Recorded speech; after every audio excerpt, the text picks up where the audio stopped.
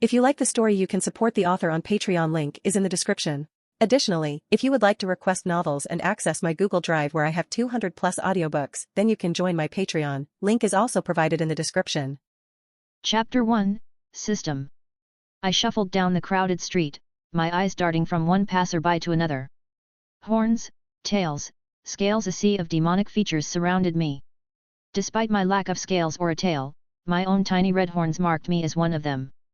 Just another face in the crowd of demons going about their day. Yeah, you heard that right. I'm a demon. Not the soul-stealing, human-tricking kind you might be thinking of, though. Now, we're just another race in this crazy world I've found myself reincarnated into. Wild, right? As I weaved through the throng, I couldn't help but notice the mundane normalcy of it all. Demons munching on apples and oranges as they hurried to work. Others lazily strolling towards cafes, bread in hand. It was almost disappointingly ordinary. Me? I had my sights set on the old Furland Grand Theatre. The humans had just released a new flick, Rome Can't Be Touched, or something like that. Some historical drama starring that big shot actor, Louis Light. As the theatre came into view, I felt my eyebrows rise. The line for tickets snaked around the block, a writhing mass of horns and tails. Now this was unusual. I mean, I'm no stranger to the Furland, but I'd never seen it this packed. So there I stood, a demon among demons, waiting to get a glimpse into the world of humans. Funny how things turn out, isn't it? The line crawled forward at a snail's pace.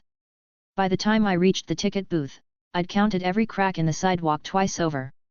The old receptionist peered at me from behind thick glasses, his wrinkled hand outstretched for my ID. I couldn't help but chuckle as I pushed back my hood. "One ticket, please." Recognition flickered in his rheumy eyes, and a smile creased his face. Well, if it isn't young Prince Arthur. Our most loyal patron. He rummaged around for a moment before sliding a ticket across the counter.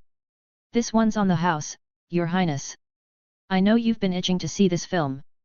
I blinked, taken aback. "Seriously?" He winked, his grin widening. "Of course. I own this theater, remember? Wouldn't joke about free tickets." "Thanks," I managed, genuinely touched by the gesture. But my warm fuzzy feelings didn't last long. The grumbling from the queue behind me saw to that. "Ugh, look at the old man sucking up to the useless prince. Yeah, most worthless royal in history. Why even bother with him? Nothing like his brothers, is he? Just trash. All he does is drool over human films and books. Total failure." I had to stifle a laugh. They sounded just like my parents. At least I was consistent in disappointing everyone. The old guy's smile faltered, he'd clearly heard the comments too. He gave me a sympathetic nod, wordlessly urging me inside. I shot him a grateful look and scurried into the theater, leaving the muttering crowd behind. As the cool, popcorn-scented air washed over me, I couldn't help but grin. Let them talk. I had a date with ancient Rome, and nothing was going to spoil it. Besides, being the family disappointment had its perks. No one expected anything from you, which meant you could do whatever the hell you wanted. And right now, what I wanted was to lose myself in a human story for a couple of hours. As I settled into my seat, the lights dimmed, and the familiar excitement of a new film washed over me. The screen flickered to life, and I leaned back, ready for whatever Rome had to throw at me. As the opening credits rolled, I couldn't help but glance around the dimly lit theater. Demons packed most of the seats, their horns creating a sea of shadowy silhouettes. Here and there, I spotted the stocky forms of dwarves, a rare sight in these parts. Guess I wasn't the only one with a thing for human flicks. The film, Rome Can't Be Touched, was an adaptation of one of my favorite books, Rome Will Conquer. I'd been itching to see how they'd bring it to life on the big screen. As the story unfolded, I found myself getting sucked in. It followed this guy Nero, no, not the emperor, just some dude with the same name born in 20 BS to some fancy Roman family. The usual story, you know? Kid learns to ride horses, swing a sword, all that jazz. But then he grows up and becomes Caesar's rival. Classic underdog tale. Oh, right. I should probably explain the BS thing. It stands for Before Solaris. See, back in the day, humans didn't have their big, powerful god. It was all old school deities running the show. Then bam! This Solaris faith pops up out of nowhere and suddenly it's all the rage with humans. And get this, they start getting weirdly powerful.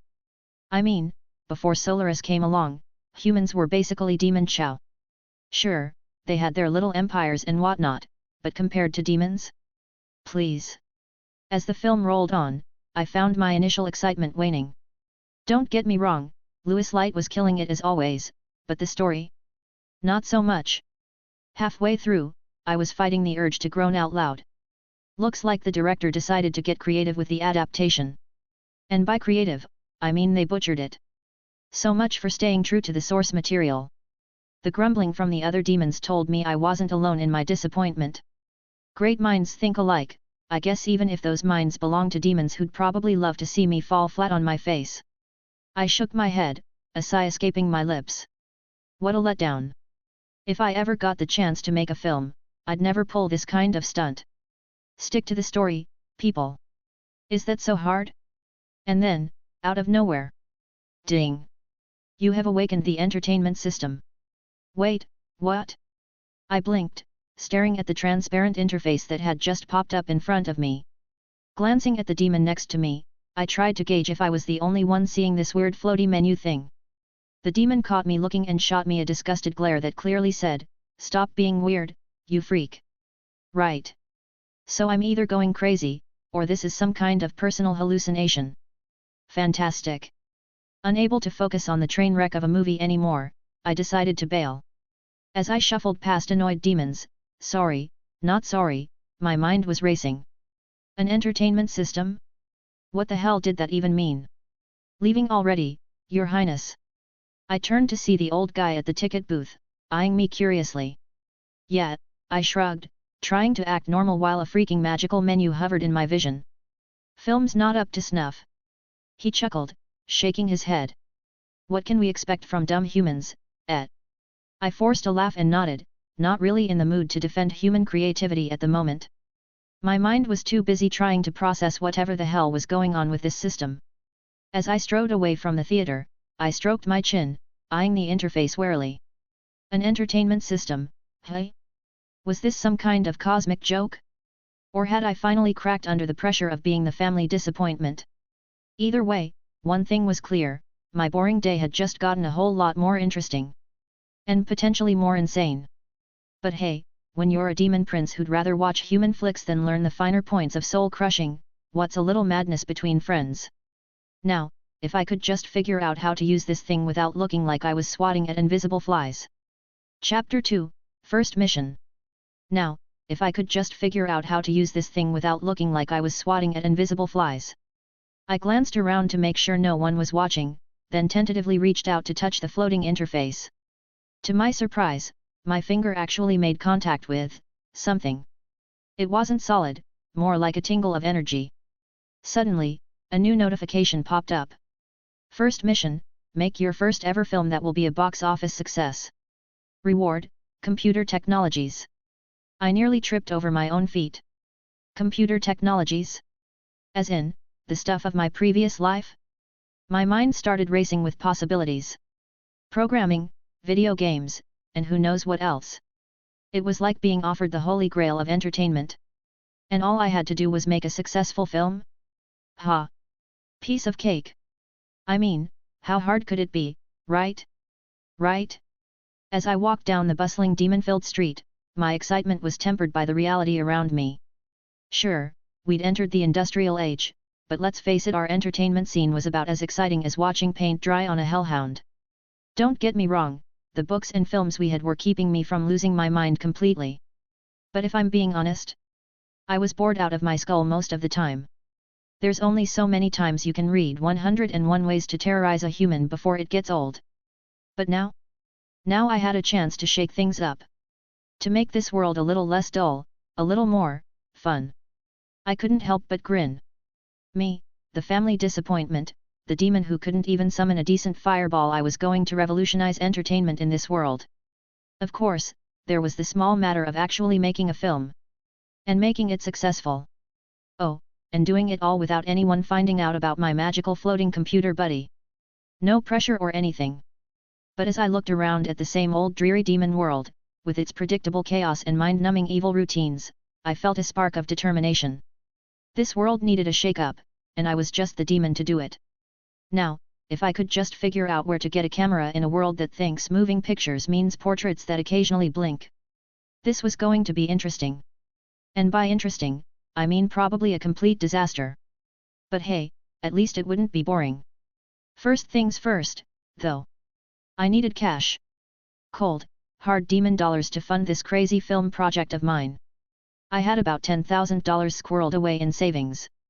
Now, before you start laughing, let me put that in perspective. In my previous life that would be like $100,000. Not too shabby, right? Except when you compare it to my siblings' savings. Then it's about as impressive as a imp's fireball. But who cares? For once, I had an advantage. Sure, it was a weird, possibly hallucination-induced advantage, but I'll take what I can get. As I trudged towards Furland Bank, my mind was buzzing with film ideas. What could I make on a shoestring budget that would still knock demons' socks off? I thought back to some classic low-budget hits from my previous life. Night of the Living Dead? Nah, demons would think it's a comedy. The Blair Witch Project? Please, that's like a typical Tuesday in the demon realm. Clerks? That could work if I replaced the convenience store with a sole trading post. But first, I needed to get my hands on a decent camera.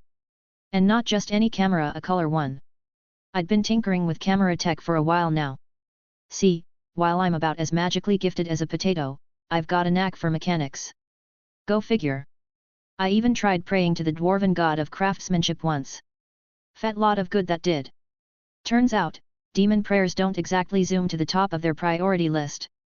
Finally, I reached Furland Bank. As I walked in, the smell of brimstone and old money hit me like a wall. Ah, the sweet aroma of capitalism, demon style. I'd like to withdraw my entire savings, I told the teller, trying to sound princely and not at all like I was about to blow it all on a harebrained scheme. The teller's eyes bugged out so far I thought they might pop out of her skull. Which, you know, isn't entirely impossible for some demon subspecies. She scurried off to get the manager faster than a human running from a hellhound. The manager appeared, all oily smiles and obsequious bows. Prince Arthur. What an unexpected pleasure. We just need to verify your identity. Standard procedure, you understand? Yeah, standard procedure, my horns. But I plastered on my best I am a Prince Dante question me smile and went along with it. Signatures were scribbled, identities confirmed, and finally, I had my cash. As I walked out, I could practically hear the whispers. There goes the worthless prince, probably off to waste his money on more human nonsense. If they only knew. I was about to create something this realm had never seen before. A cinematic masterpiece. Or a complete train wreck. Either way, it was going to be one hell of a show. With my newly acquired funds burning a hole in my pocket, I set my sights on the center district. If there was a decent camera to be found in this realm, that's where it'd be. I shuffled over to the nearest bus stop, trying not to look like I was carrying enough cash to buy a small hellhound farm. A few minutes later, a bus that had definitely seen better days, probably in the last century, screeched to a halt in front of me. I climbed aboard, the smell of brimstone and regret hitting me like a wall. As I plopped down on a seat that was more spring than cushion, I could feel the weight of demonic stares boring into me. Great! Just what I needed, an audience. Part of me wanted to stand up and announce, yes, it's me, your favorite trashy demon prince.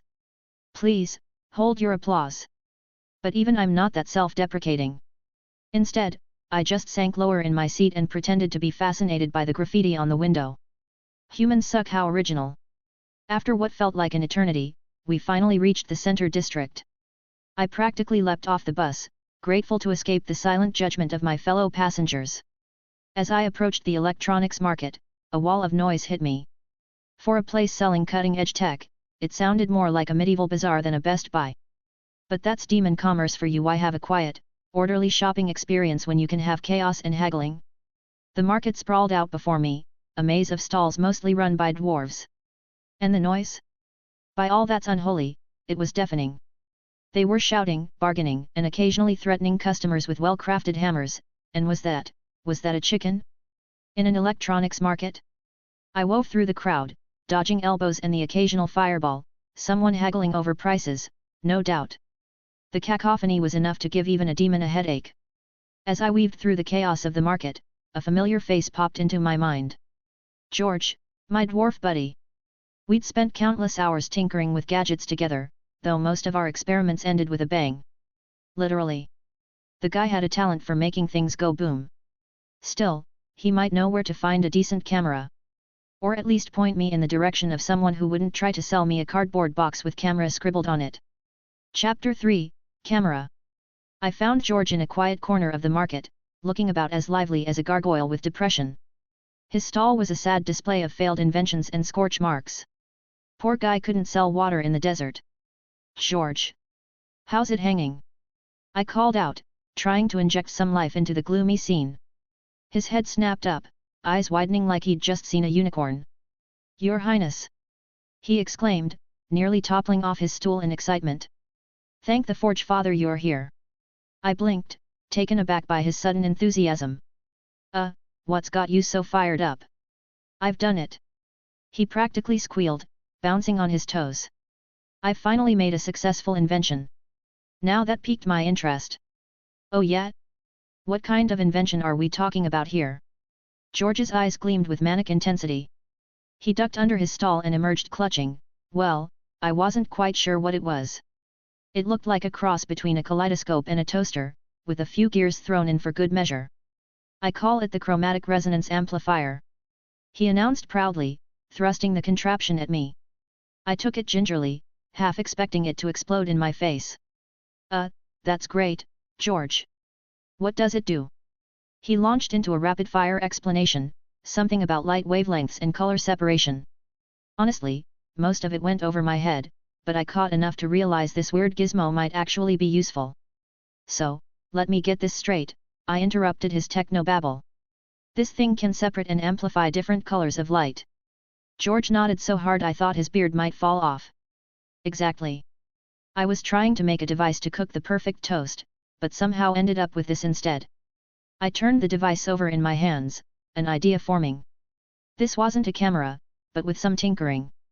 George, my friend, I think you might have just solved a big problem for me. He looked at me, confused. But Your Highness, how does this help with toast? I couldn't help but laugh. Forget the toast, George. How would you like to be part of a revolution in demon entertainment? As I began to explain my film project, I could see the gears turning in George's head, metaphorically, though with dwarves you can never be too sure. This odd little invention of his might just be the key to creating a color camera in a world that barely understood black and white. Sometimes, the universe has a funny way of giving you exactly what you need, even if it comes in a package you'd never expect. Or in this case, a package that looks like it might catch fire at any moment. George's eyes lit up like a firework display. You plan to make a film? He was practically bouncing now. That's great. Can I be part of it, my friend? I couldn't help but laugh at his enthusiasm. It was like watching a puppy discover treats for the first time. Well, maybe you can. And that invention of yours, with my tinkering, we've found ourselves a revolutionary camera. George's face scrunched up in confusion. We? I'm the one that created it. It was supposed to be a perfect toaster. I looked at George, torn between amusement and exasperation. The guy had accidentally invented a key component for color film while trying to make breakfast. He was either the dumbest genius or the most brilliant idiot I'd ever met. Probably both. Think about it, George, I said, trying to appeal to his practical side, assuming he had one. With my help, we can create a colored camera. I paused for dramatic effect. If you do it alone, you might fail and destroy your precious invention. I could almost see the gears turning in George's head. Finally, he nodded. I guess you're right. Then he jabbed a stubby finger at me. As long as you get me in your film, I'll agree for you to use my invention. Deal, I said quickly, before he could change his mind. Well, what are we waiting for? Let's create this camera. George nodded eagerly and led me to his humble apartment. And by humble, I mean it looked like a junkyard had a wild night out with an electronics store, and this was their love child. The place was cramped, every surface covered with half-finished inventions, spare parts, and what I hoped were just oil stains. The air was thick with the smell of solder and something that might have been George's attempt at air freshener. Or maybe just another failed experiment. I picked my way through the chaos, trying not to knock over anything that might explode. Nice place you got here, George, I lied through my teeth. George beamed, completely missing the sarcasm. Thanks. It's where the magic happens. Looking around, I had to wonder if by magic he meant barely controlled chaos. No wonder the poor guy's inventions kept failing. His organizational skills made a demon's lair look tidy. But hey, beggars can't be choosers. And right now, this messy dwarf and his accidental invention were my best shot at making demon film history. I rolled up my sleeves, careful not to touch anything sticky. All right, George. Let's see what we can do with that chromatic whatever you called it. As George started clearing a space on his workbench, by shoving everything onto the floor, I couldn't help but wonder what I'd gotten myself into.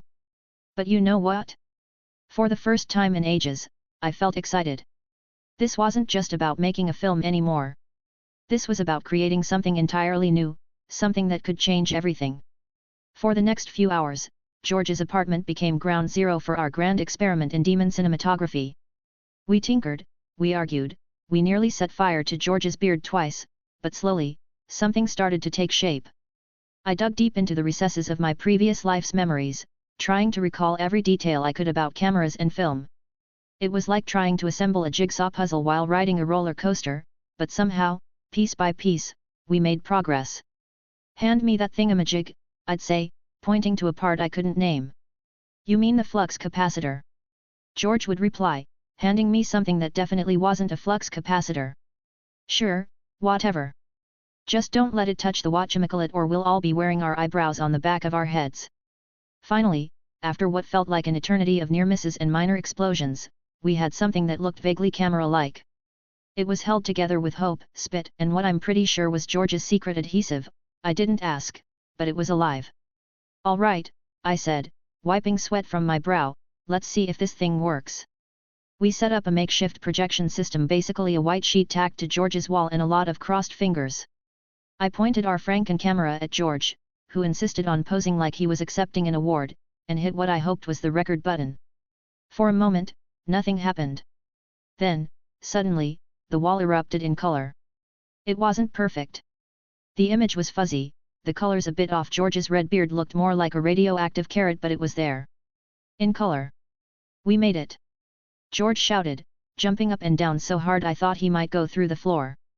I couldn't help but grin. We'd done it. We'd created a working color camera prototype without reducing half the district to ashes. In the world of demon-dwarf collaborations, this was practically a miracle. As I stared at the wobbly, colorful projection of George on the wall, my mind started racing with possibilities. We had the tech, now we needed the story. The Godfather. Now there was an idea. A tale of family, power, and betrayal. Demons would eat that up. With a few tweaks to fit our world, maybe swap out the Italian mafia for warring demon clans, it could be a real hit. I could see it now, the Demonfather. A sweeping epic of a lowly imp rising to become the most powerful demon lord in the underworld. Betrayals, power struggles, maybe throw in a forbidden love story with an elf for good measure. Your Highness. George's voice snapped me out of my reverie. You've got that look again. The one that usually ends with something exploding. I grinned at him, probably looking a bit maniacal. Oh, George, my friend. We're not going to blow anything up. I paused for dramatic effect. We're going to make them an offer they can't refuse. George blinked at me, confused. Is that some kind of demon thing? I laughed, slapping him on the back. No, my vertically challenged friend. It's show business. And we're about to turn the demon world on its head. Chapter 4, Demon Pictures. The next day found me in my room, surrounded by crumpled papers and half-empty coffee mugs. It wasn't quite the disaster zone that was George's apartment, but it was getting there. The life of an aspiring demon filmmaker, I suppose. I hunched over my desk, scribbling furiously as I tried to hammer out the storyline for the Demonfather. The Furland City's warring demon clans were providing plenty of inspiration. We had the Nevermore clan, always cawing about their ancient bloodlines. The Asmodeus bunch, with their fancy suits and even fancier ways of torturing souls. Then there were the Belphegor clan, so lazy they couldn't be bothered to finish their own evil schemes, and the Mammon family, who'd sell their own horns for a quick buck. And at the top of the heap? The Morningstar family. My family. Royal pain in the ass, more like. I grinned to myself. Oh yeah, the Morningstars were perfect for the Corleone role. I could already see myself as Michael, the reluctant heir drawn back into the family business. But who would play the old Don Vito? Then it hit me, the old guy who owned the Grand Theatre. With that craggy face and world-weary demeanor, he'd be perfect. Plus, I already owed him one for that free ticket. Time to call in that favor. As I scribbled down notes and sketched out scenes, my mind raced with possibilities. If this worked, if the Demonfather became a hit, we could be looking at a trilogy. Hell, maybe even a whole franchise. The Demonfather Part 2, Hell's Kitchen. The Demonfather Part 3, Apocalypse Now. Okay, maybe I was getting ahead of myself. But then reality reared its ugly head. My measly $10,000 suddenly seemed like chump change. Making a film, even a low-budget one, wasn't going to be cheap. I needed a crew, equipment, locations. I leaned back in my chair, running a hand through my hair. Think, Arthur, I muttered to myself. You're a prince, for Satan's sake. Use that to your advantage. Sure, I might be the black sheep of the family, the prince who couldn't even summon a decent fireball. But I was still a Morningstar. And in this city, that name still meant something. There were a few studios in Furland City. Nothing fancy, mostly churning out propaganda pieces for the various clans. But they had equipment, they had crews. And more importantly, they had connections.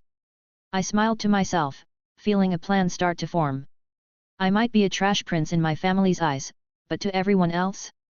I was still royalty. And it was time to use that to my advantage. Grabbing my jacket, I headed for the door. Time to charm some studio execs, call in some favors, and maybe casually mention how disappointed my royal father would be if they didn't help his son with his little pet project. As I left my room, nearly tripping over a stack of demon screenwriting books, I couldn't help but laugh. Who would have thought that being the family disappointment would finally pay off? With a spring in my step and delusions of grandeur in my head, I set off for Demon Pictures, the crown jewel of Furland City's film industry. These guys were the real deal, even giving those human hotshots in Hollywood a run for their money. The commute took about 30 minutes, most of which I spent rehearsing my "I'm a very important demon prince, you know" speech in my head.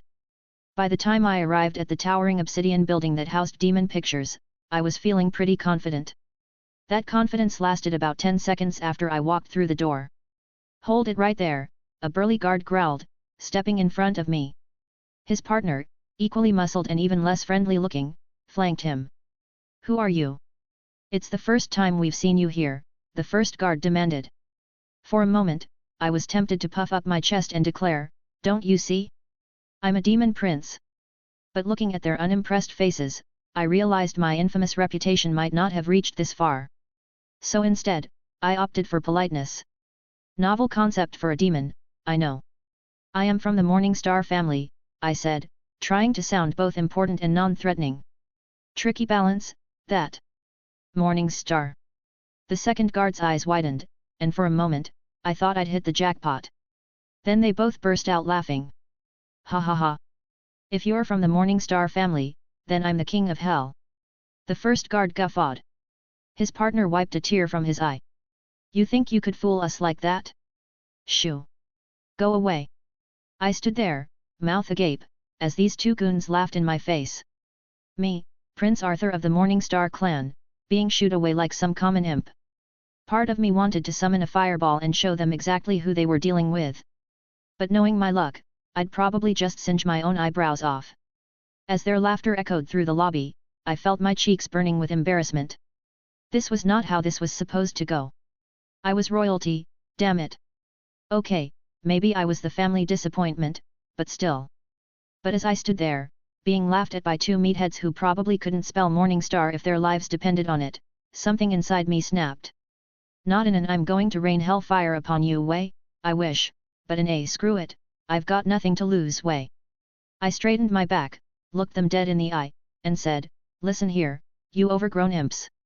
I am Prince Arthur of the Morningstar clan, and I've got a film to make. Now, you can either let me in to speak with whoever's in charge, or you can explain to your boss why you turned away royalty. Your choice. The guards stopped laughing, looking at each other uncertainly. I held my breath, trying to look as princely and intimidating as possible. Which, given my track record, probably wasn't very.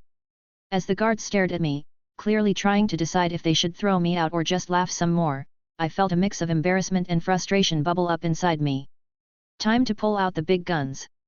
Well, how about a quick look at my ID, esteemed guards? I said, my voice dripping with sarcasm as I fished the card out of my pocket. The guards exchanged a look, probably thinking I was about to show them a badly forged McDonald's loyalty card or something.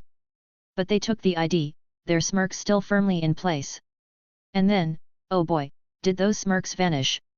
They looked at the card, then at me, then back at the card. I could practically see the gears grinding in their tiny brains as they realized they'd just been laughing at honest-to-Satan royalty. Cough. What does the business of your highness require here? The first guard said, his voice suddenly as polite as a butler at a fancy dinner party. The other one chimed in, do you need a coffee, sir? I couldn't help but chuckle. Amazing how quickly tunes can change when faced with the prospect of royal wrath. You know, I said, tapping my chin thoughtfully, I seem to recall hearing someone say that if I was a morning star, they were the king. The guard who'd made that particular joke looked like he was about to faint. His face went from red to white faster than a traffic light. I couldn't resist twisting the knife a little. Maybe I'll tell my father we have a new king around here. I'm sure he'd be fascinated to hear about it. That did it. They practically fell over themselves apologizing. I am terribly sorry, Your Highness. Please forgive us. We'll do anything, Your Highness. I had to bite my cheek to keep from laughing out loud. This was better than any prank I'd ever pulled. Well, I said, trying to sound magnanimous, if you're really sorry, you can let me in. And tell the receptionist that I have some business with the CEO of this company. The guards hesitated, exchanging nervous glances. Your Highness. We couldn't do it. I raised an eyebrow. Oh? You couldn't? Then I suppose I'll just have a short chat with my father. We'll do it. They practically shouted before I could even finish. I grinned, feeling more princely than I had in years. That's what I'm talking about. As they scrambled to open the doors and alert the receptionist, I couldn't help but feel a little giddy. For once, being a morning star was actually working in my favor. Sure, I might be about to bluff my way through a meeting with one of the most powerful demons in the entertainment industry with nothing but a half-baked idea and a homemade camera. But hey, that's show business, baby. Chapter 5, That's Bank for You. Before I knew it, I found myself face to face with the big cheese himself, Ashen Grey. The demon's presence filled the room, making me feel like a mouse in a lion's den. But I was a royal mouse, damn it, and I had a pitch to make. So, why does your highness want to meet me? Ashen's voice rumbled like distant thunder. I cleared my throat, trying not to sound like a pubescent imp. I'm here to ask for a little favor from your studio. One of Ashen's eyebrows twitched slightly. Favor. I'm planning to make my first movie, I explained, my confidence growing with each word. I thought your studio, with its impressive production capabilities, could help me fulfill my long-time dream of filmmaking. Ashen stared at me, his expression as unchanging as a gargoyle's. Sorry, Your Highness. But I'm afraid I can't help. My heart sank faster than a lead balloon in the river Styx. You see, he continued, still deadpan, our studio has its hands full with several projects. We have no time to help you. I felt the corner of my mouth twitch. It was painfully obvious, Demon Pictures wasn't going to help me, and my royal favor carried about as much weight as a feather in a hurricane. Swallowing my pride, I stood up. Well, if you're not available, maybe other studios in this city would be willing to help me. Oh, how wrong I was. Hours later, I trudged back to the palace, empty-handed and thoroughly deflated. The other two major studios had given me the same polite brush-off, and the smaller studios, well, let's just say they were less polite about it. Back in my room, I massaged my throbbing temples and started organizing the papers strewn about. I shoved them into a bag, ready to meet George and show him the script. At least someone was still excited about this project. As I walked down the street, feeling sorry for myself, a poster caught my eye. It was advertising a bank willing to lend money at low interest rates for new businesses. Suddenly, it hit me like a bolt of hellfire. Why beg for help when I could do it myself? Sure, I only had $10,000 now, but what if I started my own film production company? With my royal identity, useless as it seemed today, I could probably secure a loan of around $200,000. My steps quickened as the idea took shape. That kind of money would be more than enough to get started. I could buy equipment, hire a small crew, maybe even rent out a dingy warehouse to use as a studio. I grinned to myself, probably looking like a madman to the demons passing by. But I didn't care. This wasn't just a plan B, this was the plan I should have had all along. Who needs demon pictures when you can have Morningstar Productions? Okay, maybe we'd work on the name. As I hurried to meet George, my mind was racing with possibilities. We'd build our own studio, make our own rules. No more begging for favors or dealing with stuck-up executives. Later that day, I found myself in George's place, which looked like a tornado had a personal vendetta against organization. As I explained my grand plan, George's eyes nearly popped out of his head. What? Arthur, you're borrowing $200,000 from the bank? To make a movie? Are you crazy? His voice hit a pitch I didn't think dwarves could reach. Shut your mouth, little guy, I said, trying to sound more confident than I felt. I'm not crazy. I'll tell ya, this film of ours will be big. George scratched the back of his head, looking like he was trying to solve a particularly tricky equation. We may have our colored camera, still in development, but even if our film does have colors, it couldn't guarantee its success. It could be a failure and you'll be bankrupt. I felt a bit speechless at that comment. Leave it to George to point out the glaringly obvious flaw in my plan. But I wasn't about to let a little thing like potential financial ruin dampen my spirits. Don't you see? I'm a royal prince no matter how useless that's been so far, god damn it, I said, puffing up my chest. Let's go to the bank now and don't complain too much. As we made our way through the cluttered streets of Furland City, George kept shooting me worried glances. Arthur, are you sure about this? I mean, $200,000 is a lot of money. What if? What if nothing? I cut him off. Look, George, we've got a chance here to do something big. Something no one's ever done before in the demon realm. Are we really going to let a little thing like potential financial ruin stop us? George muttered something that sounded suspiciously like yes, that's exactly what should stop us, but I chose to ignore it. One eternity, and a lot of George's nervous muttering, later, we found ourselves at the bank, face to face with the same oily manager I'd met yesterday when withdrawing my life savings. You wanted to borrow money for your business, Your Highness.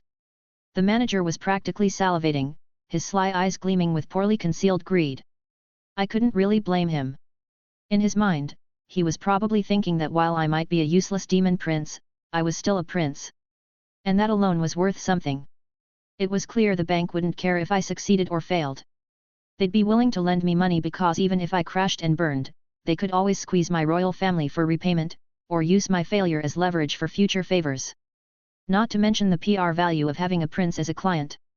I began to explain my business plan, keeping it vague enough to sound impressive without revealing how half-baked it actually was. I didn't need to go into much detail, we both knew this loan was as good as approved the moment I walked in. Sure enough, after my spiel, the manager smiled broadly. Well, Your Highness, your business seems to have potential. I'll approve your proposal. I smiled and thanked him outwardly, while inwardly I was scoffing. Yeah, right. You see potential? The only potential you see is a failing prince making a stupid business decision that you can take advantage of. As we left the bank, loan approval in hand, I couldn't help but feel a mix of excitement and dread. On one hand, I now had the funds to make my dream a reality. On the other hand, I was now $200,000 in debt with nothing but a half-finished camera and a script that may or may not be any good. I looked at George, who seemed to be in a state of shocked disbelief. Well, my vertically challenged friend, I said, slapping him on the back, looks like we're in the movie business now. George just shook his head. I hope you know what you're doing, Arthur. I grinned, feeling a manic energy coursing through me. Of course I do. Now, let's go make movie magic before my family finds out and has me committed to the asylum for wayward princes. As we walked away from the bank, I couldn't shake the feeling that I'd just lit the fuse on a very large, very expensive firework. Whether it would soar into the sky or blow up in my face remained to be seen. But hey, that's showbiz, right? Chapter 6, Exiled. With 200k burning a hole in my pocket, it was time to set the wheels in motion. First order of business? Finding a place to call our cinematic home. After some hunting, I managed to snag a warehouse in the city's cheapest district for a measly $500 a month. The owner, a blob of a demon with more chins than scruples, was all too happy to take my money after a bit of smooth-talking bargaining. As we stood in front of our new studio, George scratched his head, looking like he was trying to solve a particularly tricky puzzle. Well, this looked okay, I guess. Okay, I said, injecting as much false optimism into my voice as I could muster. It's more than okay. It's very great. I waved my arm dramatically at the cavernous space, ignoring the cobwebs and suspicious stains. We could use this building to house our future equipment, our future crews. This place is great for $500. George's eyebrows shot up. Now that you say it like that, $500 seems to be a steal for such a place. Indeed it is, I said, silently praying that the roof wouldn't choose that moment to cave in. Now, let's continue making that prototype camera of yours look less like a demonic toaster and more like actual film equipment. For the next 2 days, when I wasn't elbow-deep in wires and gears with George, I was pounding the pavement, trying to assemble a crew crazy enough to join my fledgling company. After much deliberation, and a few shots of liquid courage, I decided to name our company Hellfire Studios.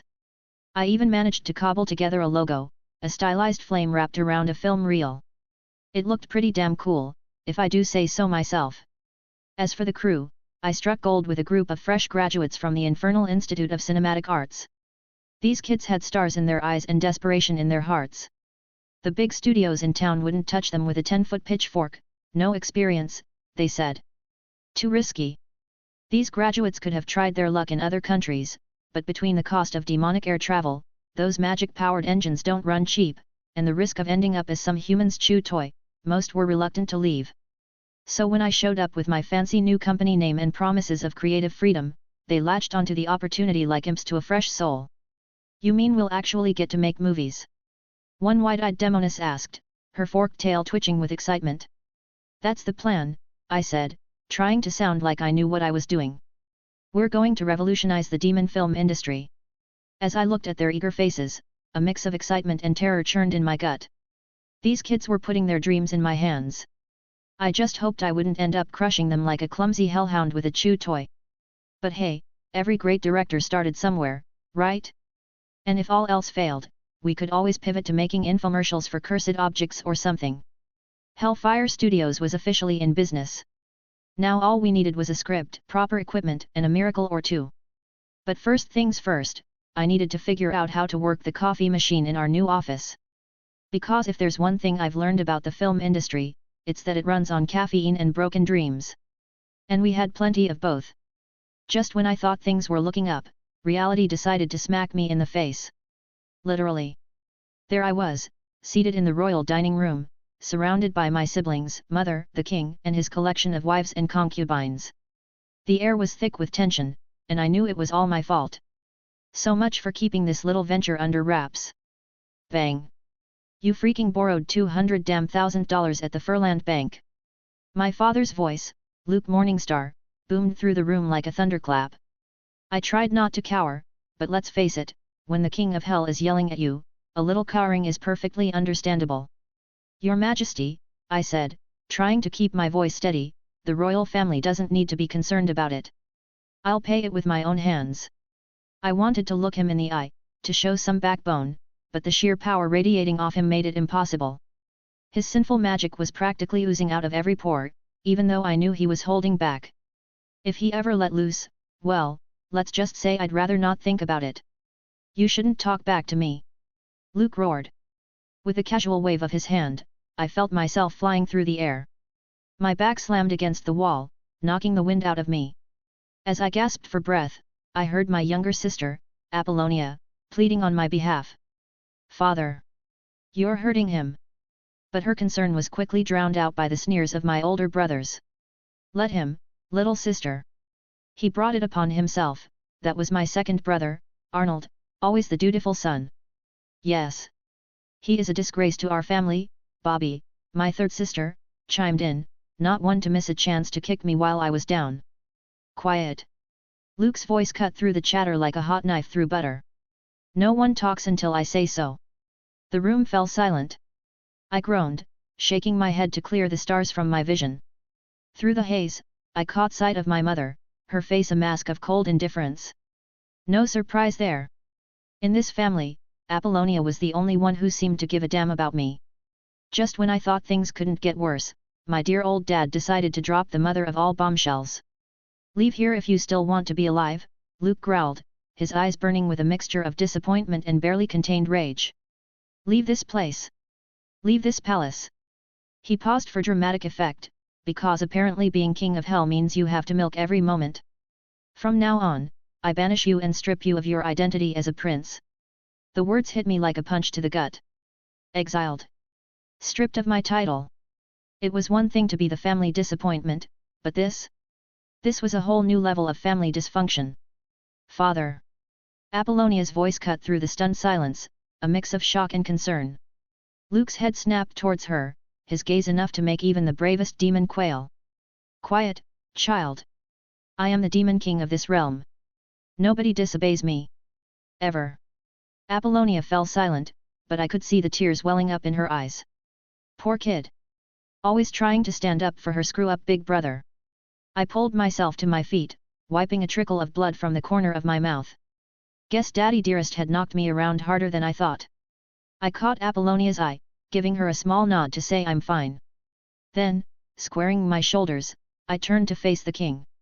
I will leave as you wish, father, I said, trying to inject as much dignity into my voice as possible.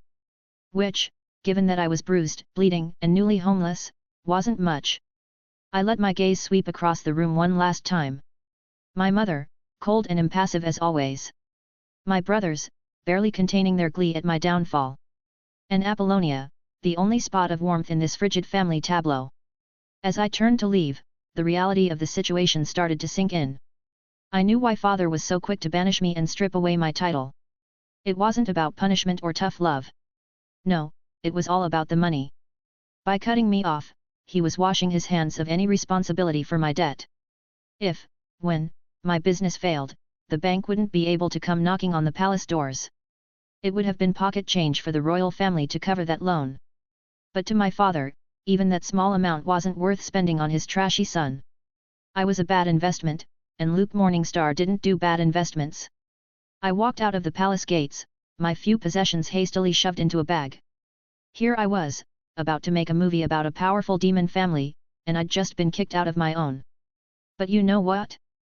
Maybe this was exactly what I needed. No more safety net, no more royal resources to fall back on. Just me, my crazy dream, and a warehouse full of misfits crazy enough to believe in it. Chapter 7, Real Friend.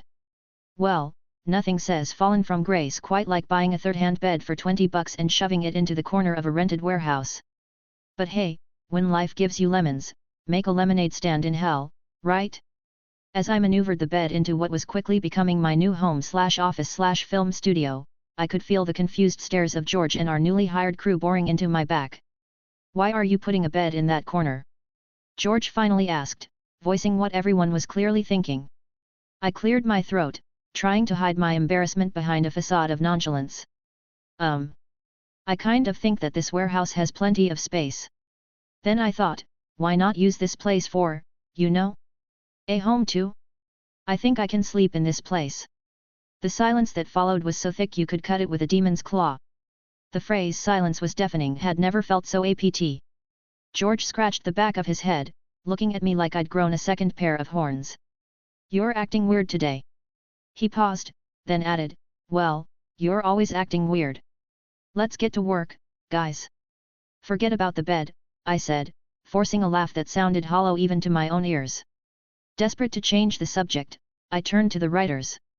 You guys, let's work on this script that I've been writing for days. Help me revise it. As the writers nodded, I addressed the rest of the crew. As for you guys, we'll be planning our first film together. And so began my new life as an exiled prince turned wannabe film mogul. 2 days blurred together in a haze of script revisions, film planning, and tinkering with our makeshift camera. George and I became experts at dumpster diving in the electronics district, piecing together our equipment from the cast-offs of demons and dwarves alike. One morning, as George and I were on our daily garbage collection run, because nothing says living the dream like picking through trash, I couldn't shake the feeling that more eyes than usual were on me. Sure, I was used to being scrutinized as the family failure, but this felt different. More intense. Suddenly, George called out, "Hey, Arthur! Look at this!" He was holding up a newspaper, his expression a mix of concern and disappointment. The front page headline hit me like a punch to the gut: Youngest Demon Prince Exiled by King Luke Morningstar. I felt my blood run cold. So much for keeping a low profile. George shook his head, sighing. So you've been exiled. You didn't even tell your old friend. I tried to keep my voice steady, aiming for casual indifference and probably missing by a mile. What use would it be telling you that? It's not that important anyway. George looked at me, his eyes filled with a mixture of hurt and understanding. Not important? Arthur, you're living in our warehouse. Your whole life has been turned upside down. That seems pretty important to me. I felt a lump forming in my throat. Here was George, my friend who'd stuck with me through failed invention after failed invention, looking at me with genuine concern. And I'd been too proud, too afraid, to confide in him. I didn't want you to think less of me, I admitted, the words feeling strange on my tongue. Honesty wasn't exactly a prized trait in demon society. George snorted. Think less of you? Arthur, I've seen you set your own butt on fire trying to invent a self-warming toilet seat. Trust me, there's not much lower you can go in my estimation. Despite everything, I felt a laugh bubble up in my chest. Leave it to George to find the humor in my royal fall from grace. So, he said, tossing the newspaper aside, what's the plan now, oh great exiled one? I looked at him, then at the piles of electronic scraps surrounding us, and felt a grin spread across my face. The plan, my vertically challenged friend, is to make a movie so good it'll make my dear old dad choke on his morning cup of virgin blood. George grinned back. Now that's the crazy Arthur I know and tolerate. Let's get to it then. These circuits won't salvage themselves. As we resumed our dumpster diving, I felt a weight lift off my shoulders. Sure, I was exiled, broke, and living in a warehouse. But I had a friend who believed in me, a crew ready to follow my crazy vision, and a dream that not even the king of hell could crush. George and I trudged back to our makeshift studio, our arms laden with bags of electronic scraps. The weight of our haul was nothing compared to the heaviness in my chest after the newspaper revelation. As we dumped our treasure trove of junk onto the floor, George surveyed our loot with a gleam in his eye. These scraps should be enough to help us build lights, mics, and probably another colored camera, he said, rubbing his hands together like a mad scientist about to bring his creation to life. I nodded, trying to match his enthusiasm. Well, that's for sure. But these scraps alone won't do it. We still need to buy important parts from the electronics store, but this stuff saves us a lot of money. We dove into our work, sorting through the pile of technological refuse. It was overwhelming at first glance, a jumble of wires, circuits, and things I couldn't even name. But between my knack for jerry-rigging and George's uncanny ability to make something out of nothing, we were in our element. Though George and I might have a talent for accidentally blowing things up when we try to invent stuff from scraps, but recreating existing tech? That's a whole different ballgame. As experienced mechanics, well, experienced in making things go boom, at least, cobbling together film equipment from our electronic garbage heap wasn't as daunting as you'd think. Sure, we'd need to buy some key components from actual stores, but hey, that's what our meager budget was for, right? As we were elbow-deep in wires and circuit boards, I noticed a group of our newly hired employees approaching. They were clutching papers in their hands and wearing expressions that made my stomach drop. Oh, guys, what do you need? I asked, trying to sound chipper despite the growing sense of dread. Their response hit me like a ton of bricks. We're actually here to resign. Yes. The others nodded in unison, like a herd of demonic bobbleheads. Me too, echoed voices from across the warehouse. I felt a wave of solemnity wash over me as I realized almost half of my newly hired recruits were jumping ship. 30 of them, to be exact. When I pressed for explanations, all I got were mumbled excuses and averted gazes. Chapter 8, Welcome aboard. As the newly resigned employees filed out, leaving behind the scent of crushed dreams and broken promises, or maybe that was just the smell of our junkyard finds, I turned to the remaining 28 employees. What do you think, guys? Why did they resign? They exchanged glances like kids playing hot potato with a secret. Finally, someone gestured to the pile of newspapers on our salvaged sofa. And just like that, it hit me. The exile. My fall from princely grace splashed across the front pages for all to see. Of course. They'd signed up to work for a prince, not some exiled nobody running a film studio out of a glorified junk heap. Looking at the employees who stayed, I couldn't help but wonder if they were just here for the paycheck. But you know what? At this point, I'd take what I could get. I squared my shoulders, channeling every cheesy motivational speech I'd ever heard. You guys that stayed, I don't know what's your reason for not leaving, but I promise you that you won't regret it. We will be creating our future together, and that will begin with our first film. The words hung in the air, competing with the smell of old electronics and broken dreams. But as I looked at the faces of those who remained, a motley crew of demons, few dwarves, I saw something unexpected. A glimmer of hope. A spark of excitement. Or maybe it was just the reflection off our pile of scraps. Either way, I'll take it. So here we were. An exiled prince, a disaster-prone dwarf, and a ragtag team of misfits crazy enough to stick around.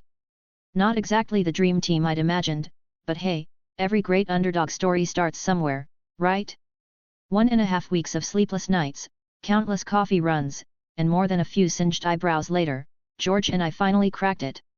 Our colored camera was ready, and boy, was it a sight to behold. I gathered the crew around, feeling like a magician about to pull a rabbit out of a hat. All right, folks. Prepare to have your minds blown. As the first images flickered to life, full of vibrant colors, the gasps were audible. Holy hellfire, someone muttered. It's actually in color. I've never seen moving pictures like this before, another voice chimed in, awe evident in their tone.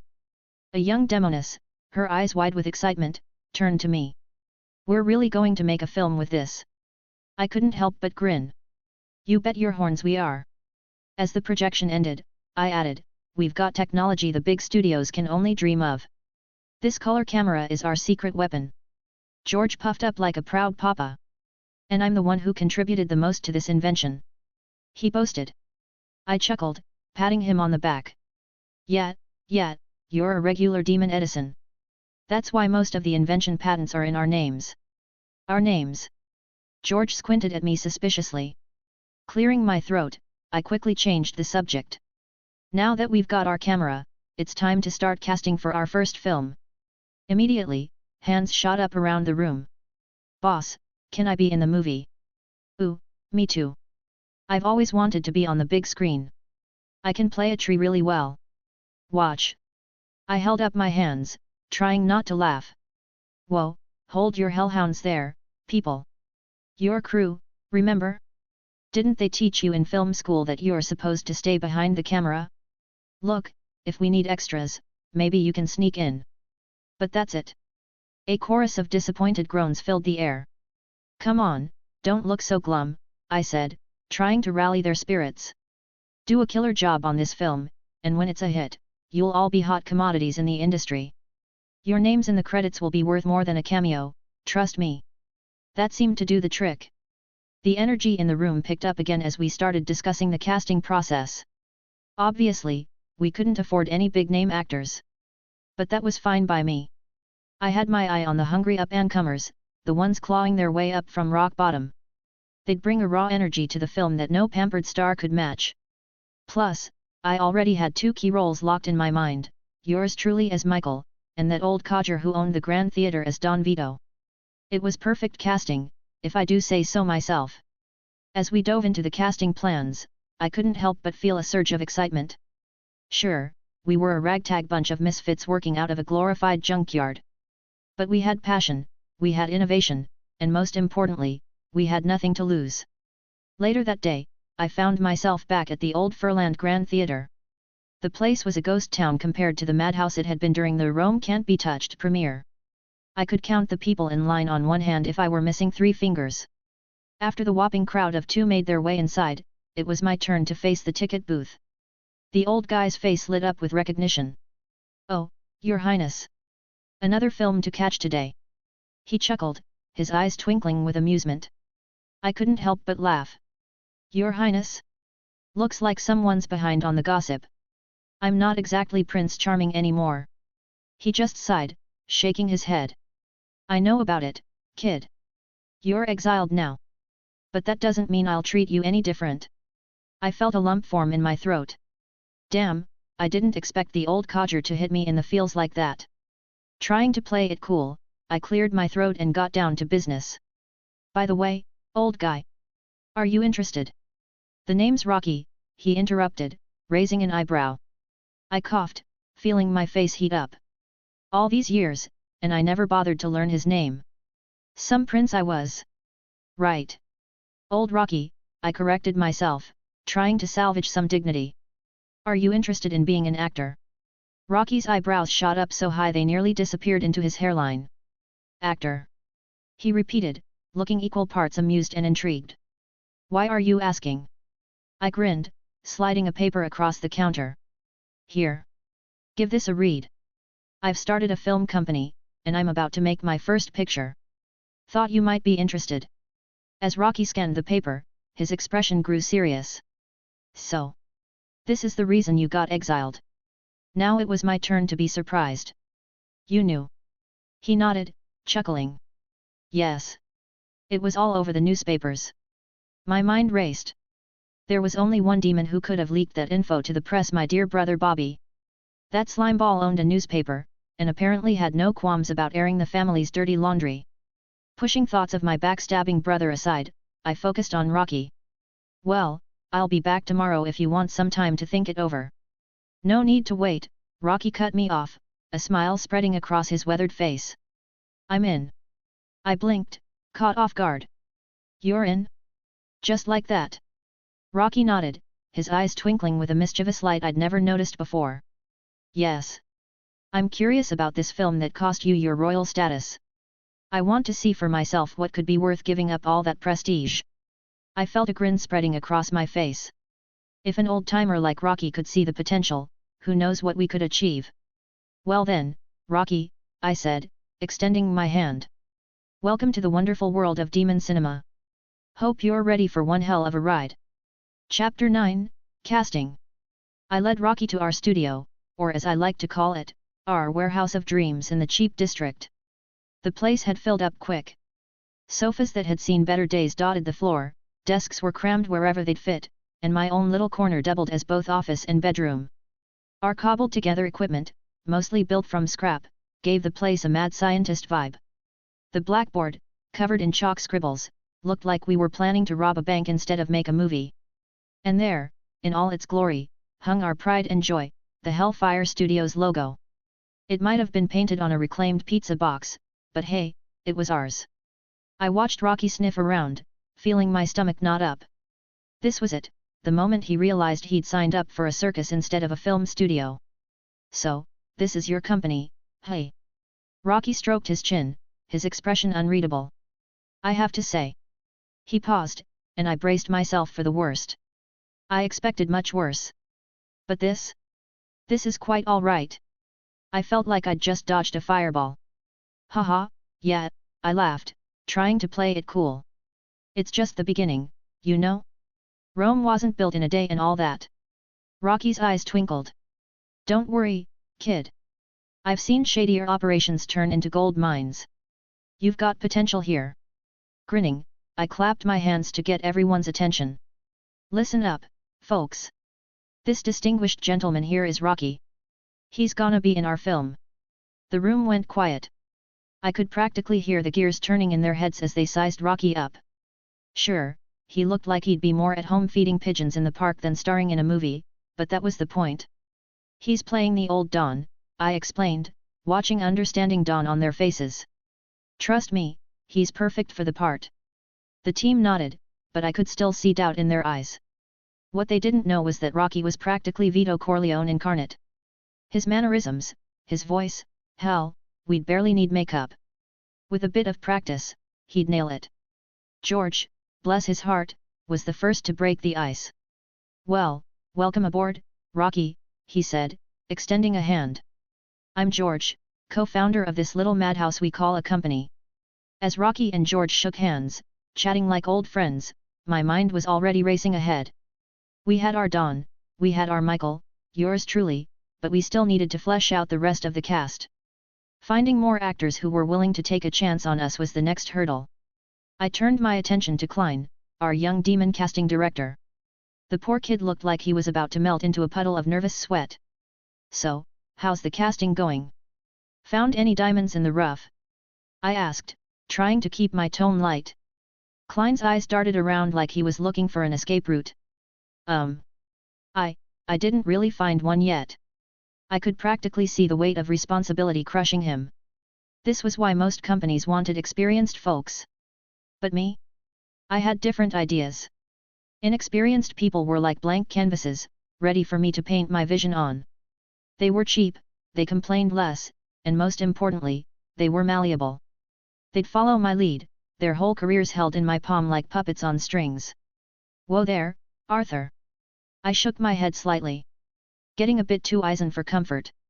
Where's the list of rock-bottom actors? I asked, pushing away my momentary delusions of grandeur. Let's take a look. Klein nodded frantically, handing over a stack of papers. Black and white headshots stared up at me, names scrawled beneath each desperate smile. I flipped through the pages, then looked back at Klein. Where are the resumes? Klein's face went from nervous to oh crap in record time. I've forgotten about it. Before I could respond, another young demon swooped in like a guardian angel. Sorry, boss. We'll just get it at the Actors Guild, he said, already steering Klein towards the door. Please do, Melvin, I nodded, watching as he practically dragged Klein out of the studio. As the door closed behind them, I couldn't help but chuckle. What a mess. But you know what? It was our mess. I looked down at the headshots again. Each face told a story of dreams deferred, of hopes hanging by a thread. These weren't seasoned pros looking for their next big break. These were demons, and the occasional dwarf or other creature, on their last chance, ready to give it their all. 2 days into our casting marathon, and I was starting to feel like we were herding cats. Sure, we'd nailed down some of the side characters, and we had our veto in Rocky.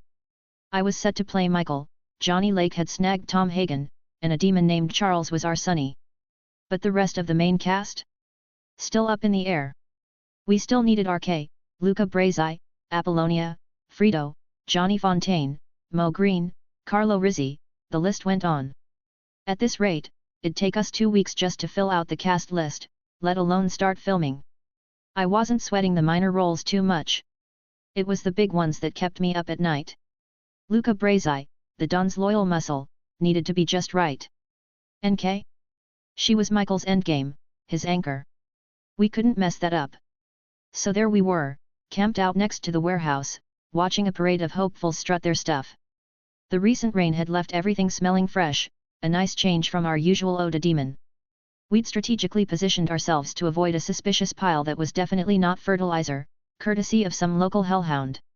George sat next to me, looking like he was one bad audition away from a nap. I couldn't blame him. We'd seen enough bad acting to last several lifetimes. Then, like a ray of sunshine cutting through the gloom, she appeared. A silver-haired elf, so stunning she made even us demons do a double take. I glanced down at her profile. You're Furful Evergreen? I asked, trying not to sound too eager. She nodded, her face a mask of cool professionalism. I stroked my chin, mind racing. She was auditioning for K, and looks-wise, she was perfect. But could she act? You're quite the sight for sore eyes, I said, curiosity getting the better of me. What brings an elf like you to our neck of the woods? Her expression didn't change, but her voice could have frozen hellfire. I prefer not to answer that question. I'm here to audition for the role that caught my attention. Nothing more. I blinked, caught off guard by her frostiness. But you know what? It was refreshing. Fair enough, I said, leaning back in my chair.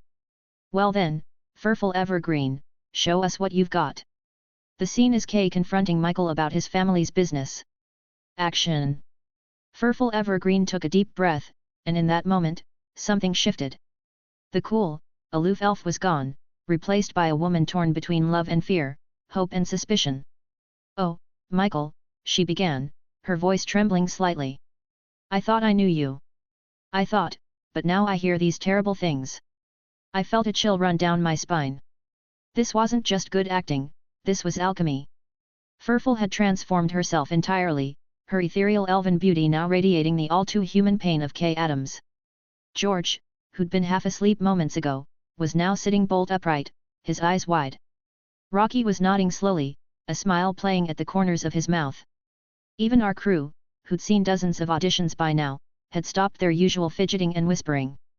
As Furful continued her monologue, her voice rising and falling with emotion, I found myself forgetting we were in a makeshift audition space next to a warehouse. For those few minutes, we were transported into the world of our film, watching a pivotal moment unfold. Chapter 10, Filming Locations. As Furful finished her scene, I found myself nodding approvingly. Was I biased because of her elven beauty? Maybe. But you know what? In this business, sometimes you've got to trust your gut. Klein started with the usual spiel. "Okay, that's a good performance. We'll contact you if we..." I cut him off. "No need to keep her waiting. I've made my decision." The whole crew looked at me like I'd grown a second head. George leaned in, whispering, "We're rejecting her already." Poor guy thought I was about to give Furful the boot, same as all the others. I could see Furful's face cloud over. Clearly, she'd overheard George's not-so-subtle whisper. Time to clear the air.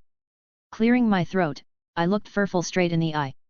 "Furful Evergreen, you'll be cast for the role of K. Adams. That's my decision." The tension in the air evaporated. Furful's frown melted away, replaced by a barely there smile that spoke volumes. She was trying to play it cool, but I could tell she was over the moon. As Furful left, I could feel the team's eyes on me. "What?" I shrugged. "Sometimes you just know." Days rolled by, and our ragtag cast was starting to come together. Our latest addition? Kyle Brook, our Luca Brazai. He is a demon straight out of your worst nightmares, standing at a towering 6 feet 5 inches, built like a brick hell house. Kyle was what we called a behemoth, not the actual giant monsters, mind you, just a particularly imposing breed of demon. When Kyle lumbered into the audition, I swear the ground shook. The guy was naturally strong, perfect for Luca's intimidating presence. But here's the kicker, in our looks-obsessed industry, Kyle couldn't catch a break. He wasn't handsome enough for the camera, apparently. As you can see, even in the demon world, we're slaves to human beauty standards. Gotta appeal to the international market, they say. Humans are top dogs now, so we dance to their tune. Kyle's stiff acting was just the final nail in his showbiz coffin. When I announced Kyle was our Luca, you should have seen the looks on everyone's faces. You'd think I'd just suggested we film the whole thing underwater or something. "Boss," one of the crew ventured, "are you sure about this? Kyle's not exactly good looking." I couldn't help but laugh. "Good looking? Guys, he's playing a terrifying mob enforcer. Kyle doesn't need to be pretty, he needs to be scary. And look at him. He's perfect." Kyle, bless his heart, looked like he couldn't believe his luck. You really want me for this?" he rumbled, his voice like gravel in a blender. I grinned up at him. "Way up. Kyle, my friend, you were born for this role. Just, try not to accidentally squash any of the other actors, okay?" As Kyle left, practically floating despite his massive size, I turned to the team. "See? This is what Hellfire Studios is all about. We don't just think outside the box, we smash the box and build something new." George shook his head, but he was smiling. "You're crazy, you know that." "Crazy like a fox," Rocky chimed in. "Or should I say, crazy like a demon?" I couldn't help but grin at their bewildered faces. "Well, being crazy enough is what'll set us apart in this industry. You'll see, craziness is just another way of life." My team exchanged glances, nodding along like they were humoring a madman. Which, let's face it, they probably were. But hey, in this business, a little madness goes a long way. One more week of chaos, coffee, and questionable decision-making later, we finally had our cast for the Demonfather. And let me tell you, it was a real motley crew. As for extras? Well, my team suddenly developed a burning passion for being on camera. They were falling over themselves to volunteer, even if it meant juggling their regular jobs. Not that I was complaining, their enthusiasm saved us a bundle, and hey, no one could accuse me of employee abuse. Win-win, right? Our cast was shaping up to be quite the colorful bunch. Take Johnny Lake, our Tom Hagen. He's a devilkin, a breed of demon known for being sharp as a tack and twice as crafty. One look at his sly grin and you knew he was perfect for the role of the family's smooth-talking consigliere. Then there's Charles Flirt playing Sonny. He's what we call a scale demon, still humanoid, but with patches of scales that make him look like he's wearing the world's weirdest body armor. But the guy's got swagger for days, just what we needed for the hot-headed eldest son. And of course, R.K. Adams, Furful Evergreen. An elf in a sea of demons, standing out like a sore thumb in the best way possible. Perfect for the outsider who captures Michael's heart. The rest of the cast? Let's just say I outdid myself. Each one chosen with the precision of a demonic ritual, and about the same level of risk. Now, with our band of misfits assembled, it was time for the next challenge, finding spots in our hellish landscape that could pass for my taste. After 3 days of scouting that felt more like a demonic scavenger hunt, we finally nailed down our locations. First up, we've got the neighborhood of Gloomstone. Similar to Brooklyn, but with a hellish twist. Narrow streets packed tighter than sardines in a can, brownstone buildings that have seen better millennia, and demons of all shapes and sizes going about their business. The air's thick with the scent of brimstone and questionable street food. It's perfect for our gritty street scenes. Then there's the Crimson Quarter. This is our Little Italy stand-in, but trust me, it's anything but little. It's the stomping ground of the Morningstar royal family, yet, my family. But hey, if we're going for authenticity in showing a crime family's turf, might as well use the real deal, right? For our industrial scenes, we've got the Abyssal Docks. It's part of Gloomstone, but it's got its own charm, if by charm you mean rusted cranes, murky waters, and the constant feeling that you might get shoved into said murky waters if you look at someone wrong. It's perfect for those tense waterfront meetings. But the real gem? That's the Great Neck. It's our Long Island equivalent, about 17 kilometers from Gloomstone. Now, this place is a goldmine for us, and not just because it's seen better days. There's this estate we can rent for cheap, belongs to some fallen noble family. The whole Great Neck area is like stepping back in time. While the rest of Furland City is racing towards the future, this place is stuck in the past. Houses look like they haven't been updated in a century, which is exactly what we need. And in Infernal Heights? Oh boy, we've hit the motherlode. Old villas and manors that look like they're one stiff breeze away from collapsing. They're practically begging to be used as a mob family headquarters. As we wrapped up our location scouting, I couldn't help but grin. Guys, I said, looking around at my ragtag team, I think we just found our perfect backdrop for the Demonfather's world.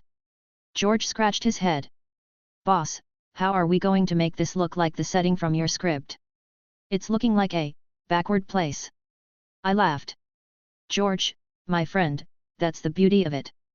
We're not trying to recreate some modern city. We're building our own world. The Demonfather will be set in a fictional city that exists only in our twisted imaginations. Rocky nodded approvingly. Kid's got a point. It's not about copying something that doesn't exist here. It's about capturing the feel of a crime-ridden city. Correct, I chimed in. We're going to blend these demonic locations with the vibe of a classic mob story. It'll be something no one's ever seen before. As we headed back to our warehouse-turned-studio, my mind was racing with possibilities. We had our cast, we had our locations. Now all we needed was to actually make the damn movie. All right, guys, I announced, feeling that familiar surge of excitement. Tomorrow, we start turning this crazy dream into reality. We're going to create a whole new world on film. The cheer that went up could have woken the dead. And in this city, it probably did. Chapter 11, Action. The next day dawned, and our little warehouse was buzzing like a hive of caffeinated bees. We'd cobbled together our filming equipment, and by some miracle, or perhaps demonic intervention, it was all holding together. George and I had outdone ourselves, really. We'd managed to rig up working mics and lighting setups that looked only slightly like they might spontaneously combust. But the real pride and joy? Our cameras. While juggling auditions and prep work, George and I had somehow found the time to build 2 more color cameras. They weren't pretty, mind you, they looked like something you'd find if you crossed a junkyard with a mad scientist's lab, but they worked. Our crew of fresh-faced graduates was stepping up too. Despite their lack of experience, they were taking charge, coordinating everything from shot setups to coffee runs with surprising efficiency. Maybe there was something to be said for youthful enthusiasm after all. Now, about the story of the Demonfather itself. I'd made some adjustments. Using real demon clan names seemed like a fast track to getting us all turned into Hellhound Chow. Exiled prince or not, I wasn't about to paint a target on our backs. Our first shooting location was the Shadow Estate, perched at the top of infernal heights like a brooding vulture. The place had seen better days, probably about a century ago, but we didn't have the budget for a full renovation. Enter Furful, our unexpected savior. With a wave of her hand and some elven magic, she'd transformed the dusty old manor into something that actually looked habitable. In just an hour, no less. I made a mental note to give her a raise, once we actually started making money. Just outside the manor, we'd set up what could generously be called tents, if you squinted and had a vivid imagination. Inside these flimsy excuses for shelter, our makeshift makeup team was working their magic on the cast. When Rocky emerged from his tent, I had to do a double take. The transformation was, well, impressive didn't quite cover it.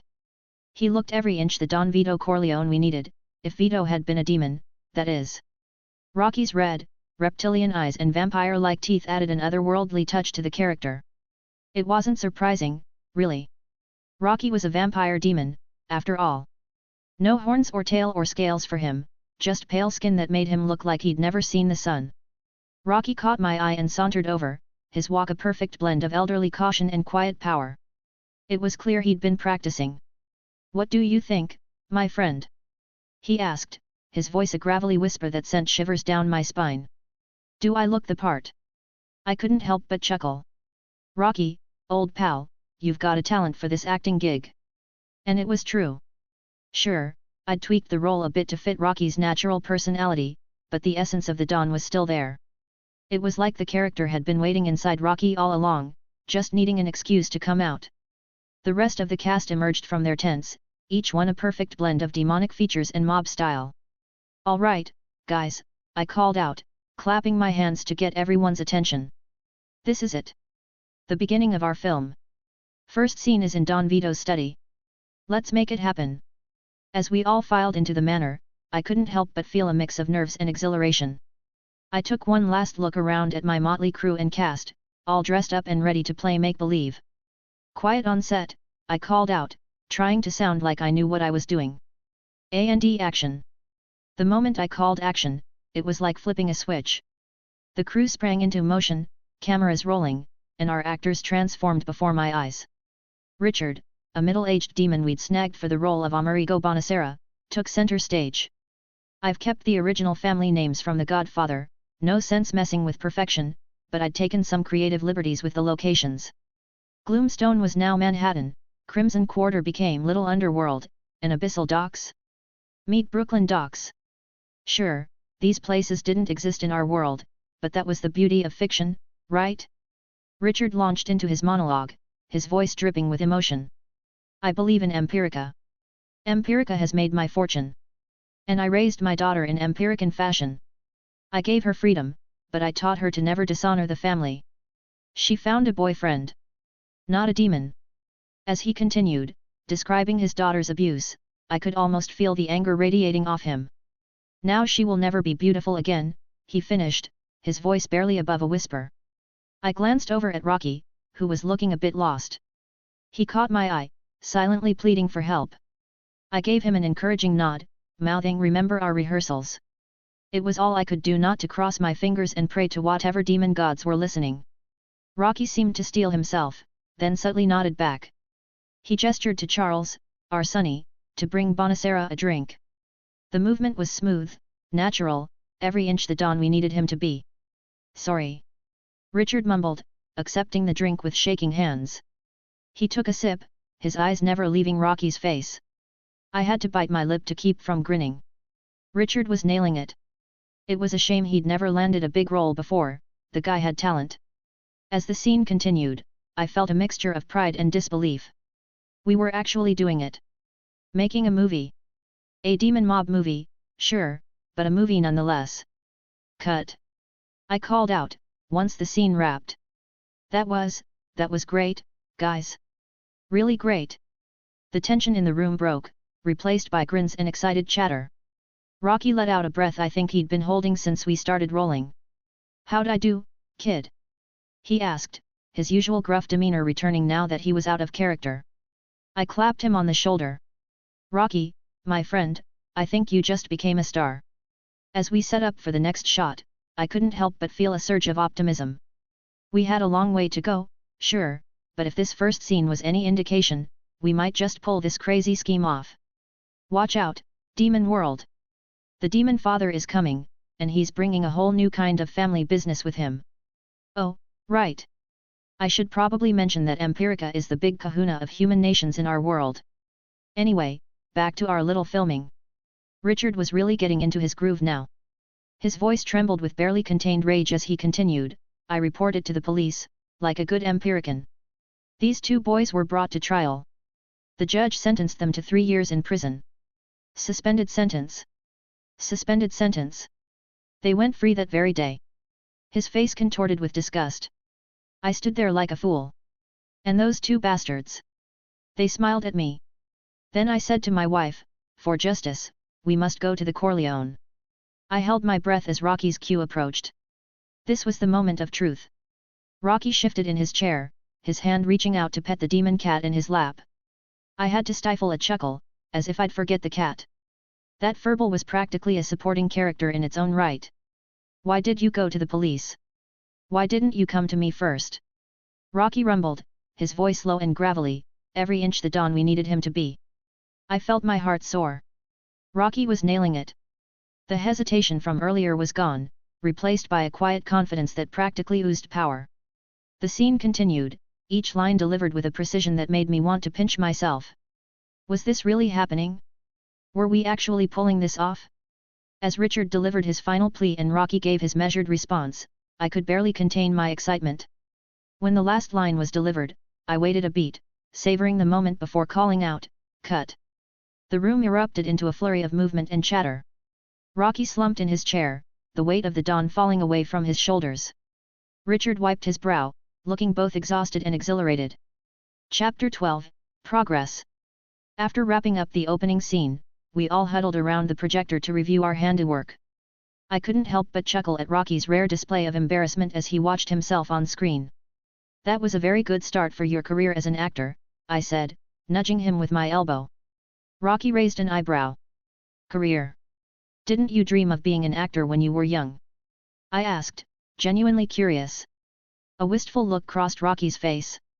Hee, well, if this film of yours receives a great response, maybe my dream will be achieved after all. The crew and I exchanged smiles. Who knew our gruff old ticket taker had such hidden depths? Rocky's POV. After the review session with the young prince, ex-Prince Arthur, we dove right back into filming. Next up, the wedding scenes.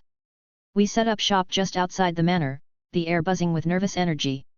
I found myself adjusting my tie for the 100th time, trying to channel the gravitas of Don Vito. The actress playing Connie, my character's daughter, was a succubus demon. But if you ask me, she looked about as succubus-like as a potato.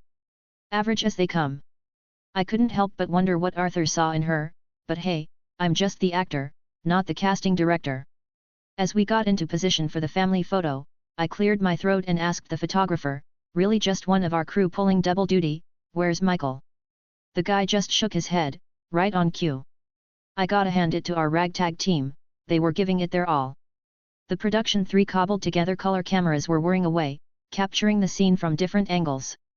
The cast was in full swing, and our crew was running around like caffeinated imps, juggling their regular jobs with their roles as extras. And there was Arthur, decked out in his Michael soldier suit, somehow managing to direct and observe while getting ready for his own scene. The kid looked like he was in 7 places at once, barking orders 1 minute and adjusting someone's costume the next. Arthur's POV. Directing is no joke, let me tell you. We'd made some decent progress on the wedding scenes, but man, was I feeling it. With our skeleton crew and bargain bin equipment, Every shot felt like a small miracle. When it came time for my scene as Michael, I did my best to channel that wide-eyed, optimistic Empirican vibe. You know, the kind of guy who still believes in the system and all that jazz. Now, I should probably explain something about Empirica. In our real world, it's this powerful human nation that wouldn't give demons the time of day. But in my Demonfather universe? It's a melting pot of races, demons, elves, dwarves, all living together in somewhat harmony. Hey, it's my film, I'll world build how I want, thank you very much. Surprisingly, slipping into Michael's shoes wasn't as tough as I'd thought it'd be. Maybe it's because we've got more in common than I'd like to admit. Both youngest sons, both black sheep of the family, though I doubt Michael ever got exiled for trying to make a movie. Then again, stranger things have happened. One of the best parts? Getting to show off Furful to the family. As an elf, she stood out like a sore thumb in our sea of demons and dwarves. But that was the point, wasn't it? Kay Adams, the outsider, the glimpse of a different world. During one take, I caught Furful eyeing Kyle, our Luca Brazai. The big lug was off to the side, muttering to himself, on the wedding day of your daughter. Over and over. Method acting at its finest, folks. I leaned in close to Furful, playing up Michael's protective side. He's a very scary guy, I stage whispered. Furful, ever the professional, didn't miss a beat. Well, who is he? What's his name? She asked, her voice tinged with curiosity and a hint of fear. We kept at it, take after take, until finally, mercifully, we wrapped the wedding scenes. As I called cut. For the last time, I felt a mixture of exhaustion and exhilaration. We'd done it. It wasn't perfect, but by the horns of the devil, we'd actually done it. Days blurred together as we kept filming, inching forward one scene at a time. Today's challenge? Tom Hagen's visit to the big shot director's mansion to get Johnny Fontaine cast. Now, to really sell the director's arrogance, we needed someone who could ooze entitlement. Enter our secret weapon, a human actor. Yeah, you heard that right. We snagged him for cheap, turns out even in the human world, he couldn't catch a break. Their loss, our gain. I should probably explain something here. Humans living in the demon world? Not as rare as you'd think. They've even got their own little enclaves scattered around. And boy, do they act like they own the place. To be fair, their swagger isn't entirely misplaced. Humans have spread across 2 whole continents, Empirica and Evros. Meanwhile, us demons are packed into Anatolia. Sure, we've got a decent chunk of land, but when it comes to population, we're outnumbered, big time.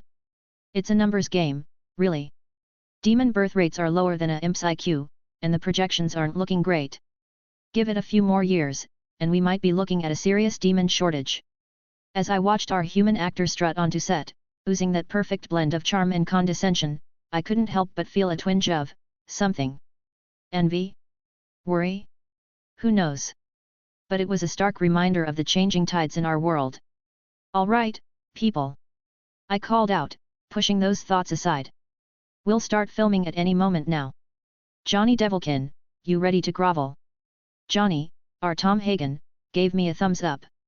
Ready to beg like my hellhound's life depends on it, boss. I grinned. Perfect. And you, Mr. Big Shot Director? I turned to our human actor. Remember, you're not just playing a role. You're representing your entire species' superiority complex. The guy actually puffed up his chest at that. Method acting at its finest. All right, guys, I said, settling into my director's chair, slightly less wobbly crate. 3, 2, 1. And action. The scene unfolded like a demonic dance. Johnny, our Tom Hagen, laid on the charm thick as molasses, trying to convince Mr. Big Shot Director to cast Johnny Fontaine. I had to hand it to Johnny, for a demon, he played a pretty convincing demon lawyer. But the real showstopper? That came in the next scene. Our human actor, sprawled across his bed, clutching a bloody unicorn head like it was his firstborn. It was grotesque, it was over the top, it was perfect. Cut. I called out, trying not to grin like a maniac. That was surprisingly good. Our human actor sat up, still cradling the prop unicorn head. Surprisingly. He echoed, sounding mildly offended. I shrugged. Hey, I calls em like I sees em. Now put down sparkles and let's review the footage. We were all set to review the scene when our human actor decided to pull a diva move. He swaggered off, not even bothering to watch his performance.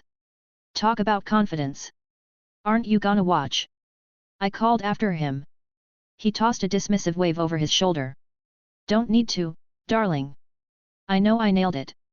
I couldn't help but smirk. His ego might be the size of the Eden continent, largest continent of this world, but it worked in our favor. The guy had no clue we were shooting in color. Sometimes, ignorance really is bliss, for us, anyway. As the scene played out, I had to admit, his scream was something else. It sent shivers down my spine, and I'm a demon for hell's sake. In my humble, possibly biased opinion, it even outdid the original scene from my previous life. The terror in his eyes? Oscar-worthy, if I do say so myself. Well, I announced to the remaining crew, I think we've got ourselves a keeper. Chapter 13, Theme.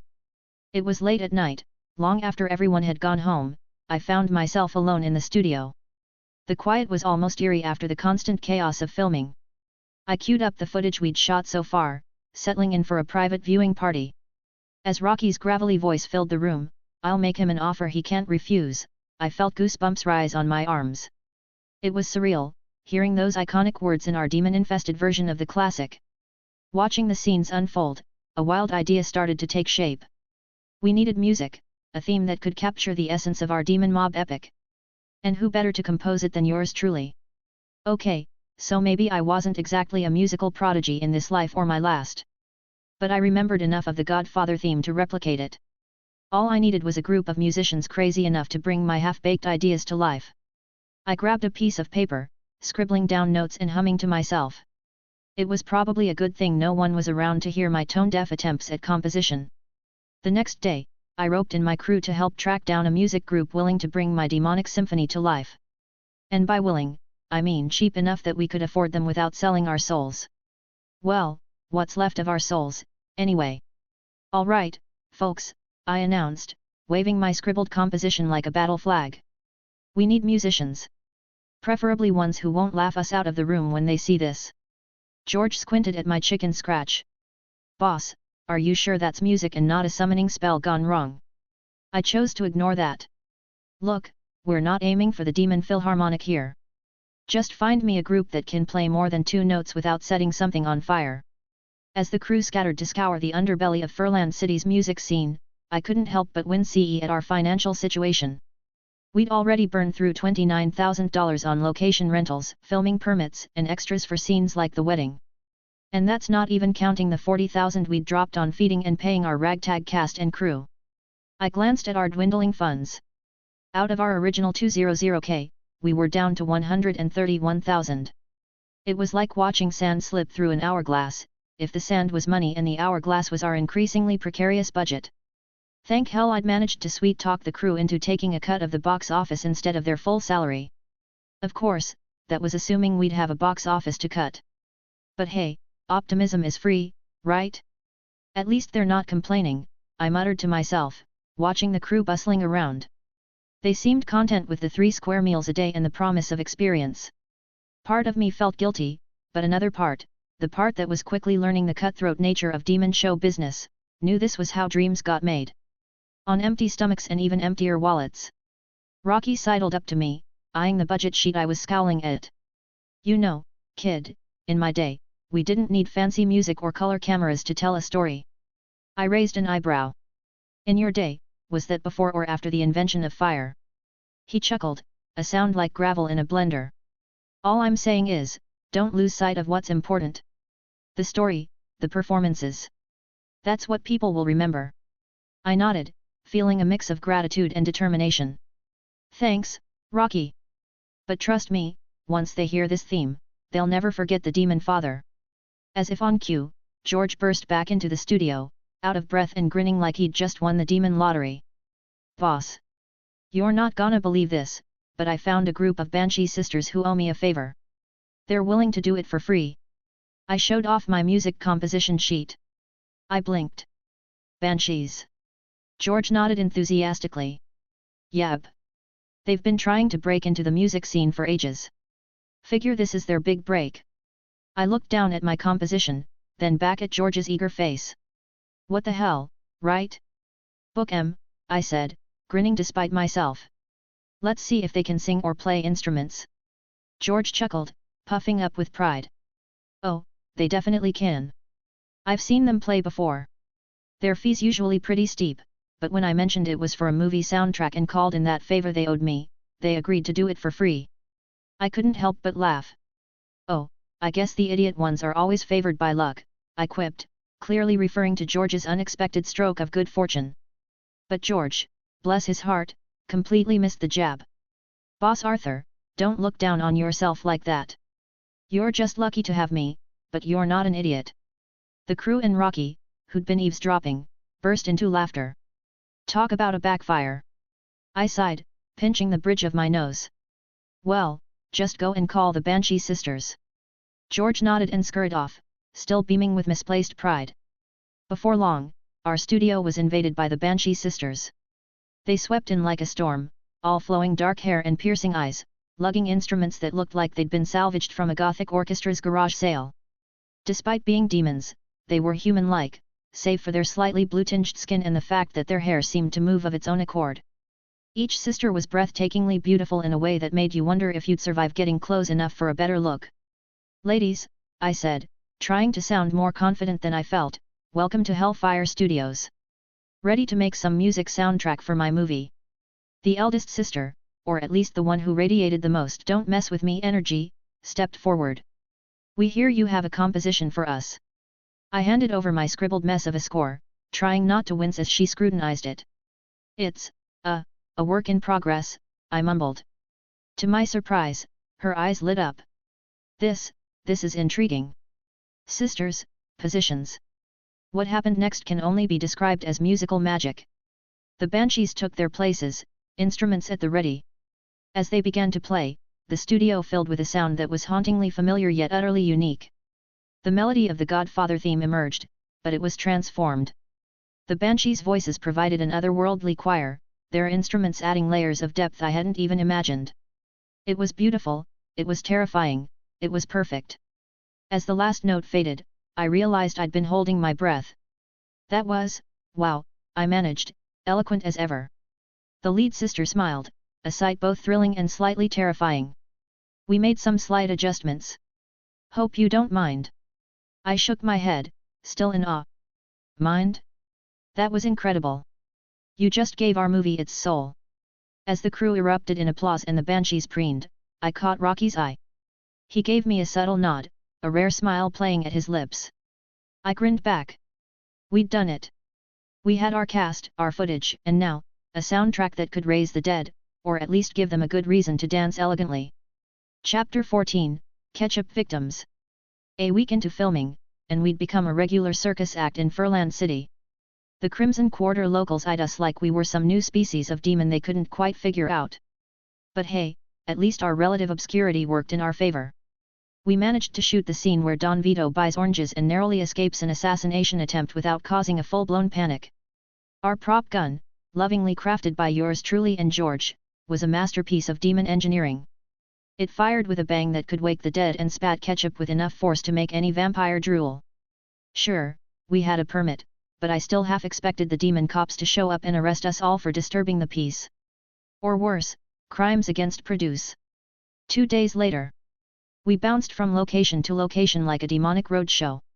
1 minute we're filming Michael and Kay's shopping trip turned newspaper nightmare, the next we're setting up in a rented restaurant in Gloomstone for the big Solazzo McCluskey scene.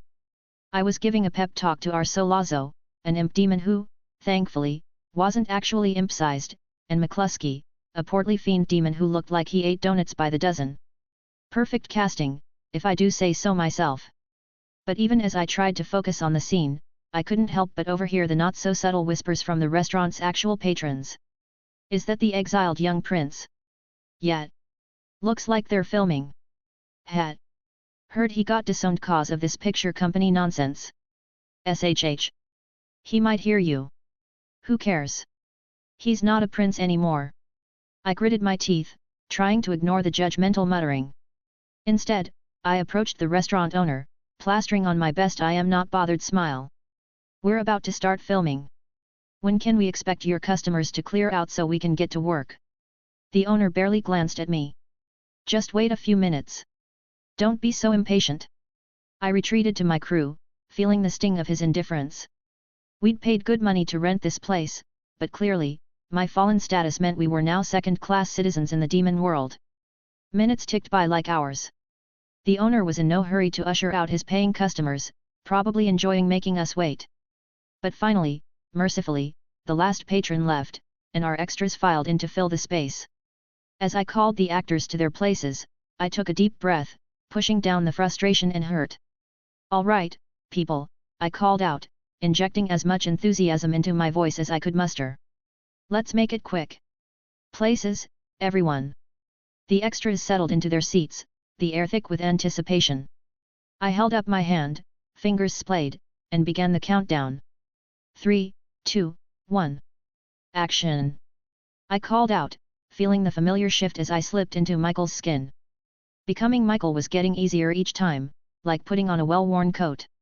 Today, though, it felt almost too easy.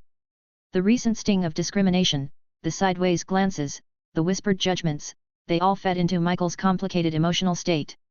Who knew being a fallen prince would be such great method acting fodder? As the camera rolled, I greeted Solazzo and McCluskey, shaking their hands with just the right amount of hesitation. Michael was here to discuss the recent tensions, but the undercurrent of danger was palpable. I took my seat, letting a hint of nervousness flicker across my face. Solazzo and McCluskey responded perfectly, their expressions a mix of condescension and underestimation.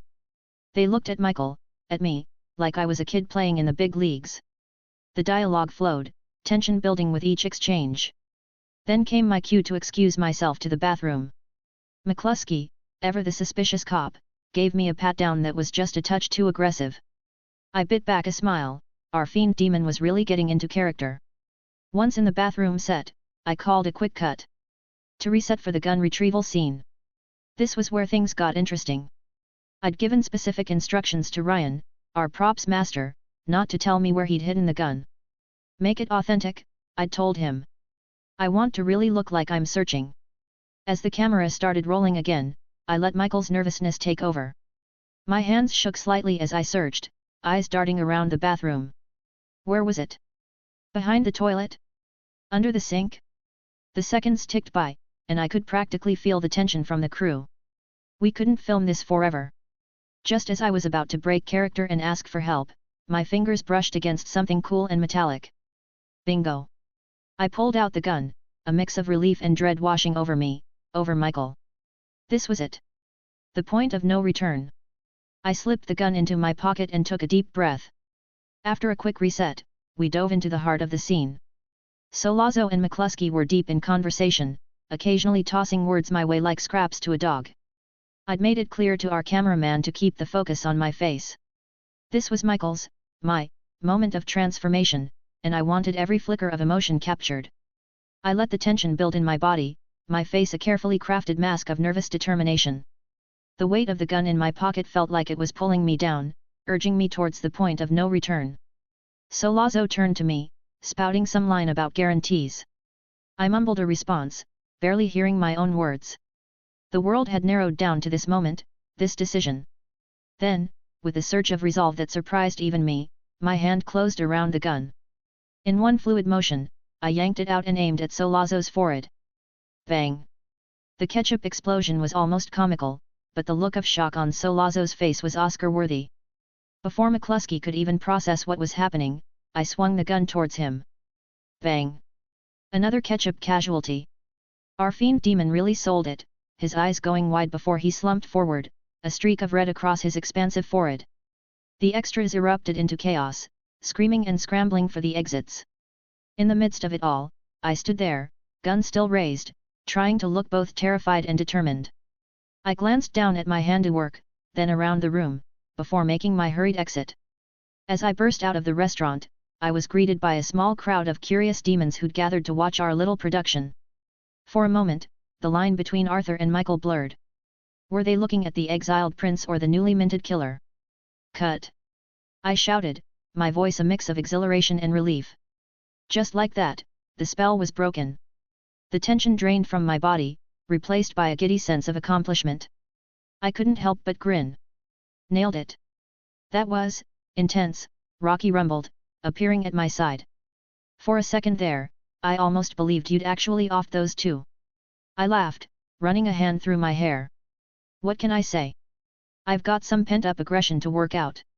As the crew bustled around, resetting the scene and wiping down our victims, I caught sight of our impromptu audience. They were muttering among themselves, looking at us with curiosity. Looks like we might be winning some folks over, George said, following my gaze. I nodded, feeling a spark of hope. Maybe. Or maybe they're just wondering why we're wasting perfectly good ketchup. Chapter 15, Editing.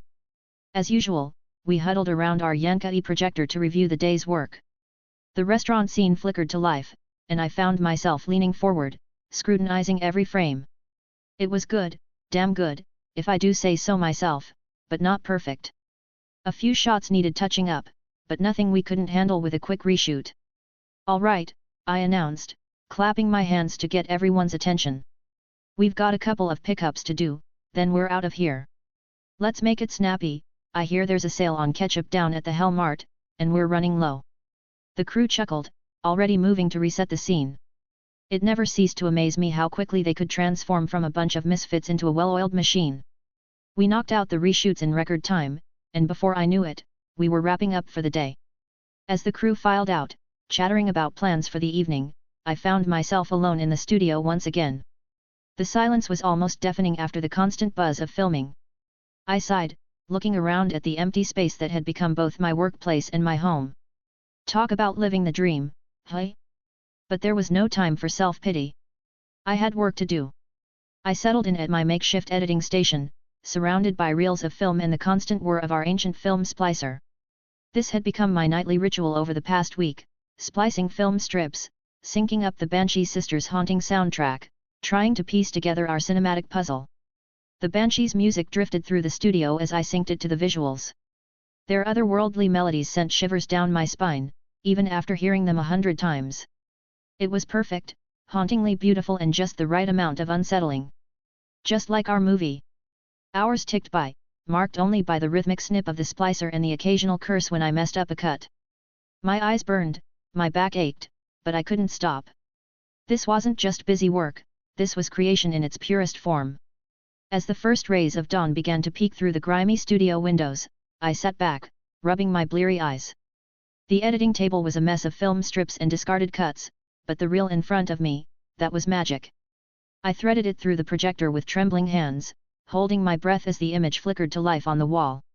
There it was, rough and unpolished, but undeniably alive. Our movie. Our Demonfather.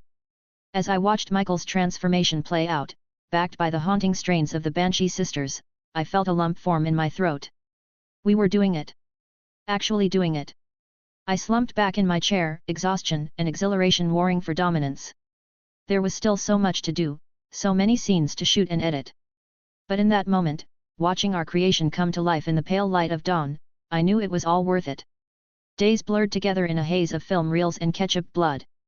I'd decided to postpone shooting Michael's exile scenes, focusing instead on the parts where I could stay behind the camera. Today's big scene? Sunny's dramatic demise at the toll booth. We'd set up shop at Hornsfield, a patch of land in Great Neck that happened to have a conveniently placed toll booth.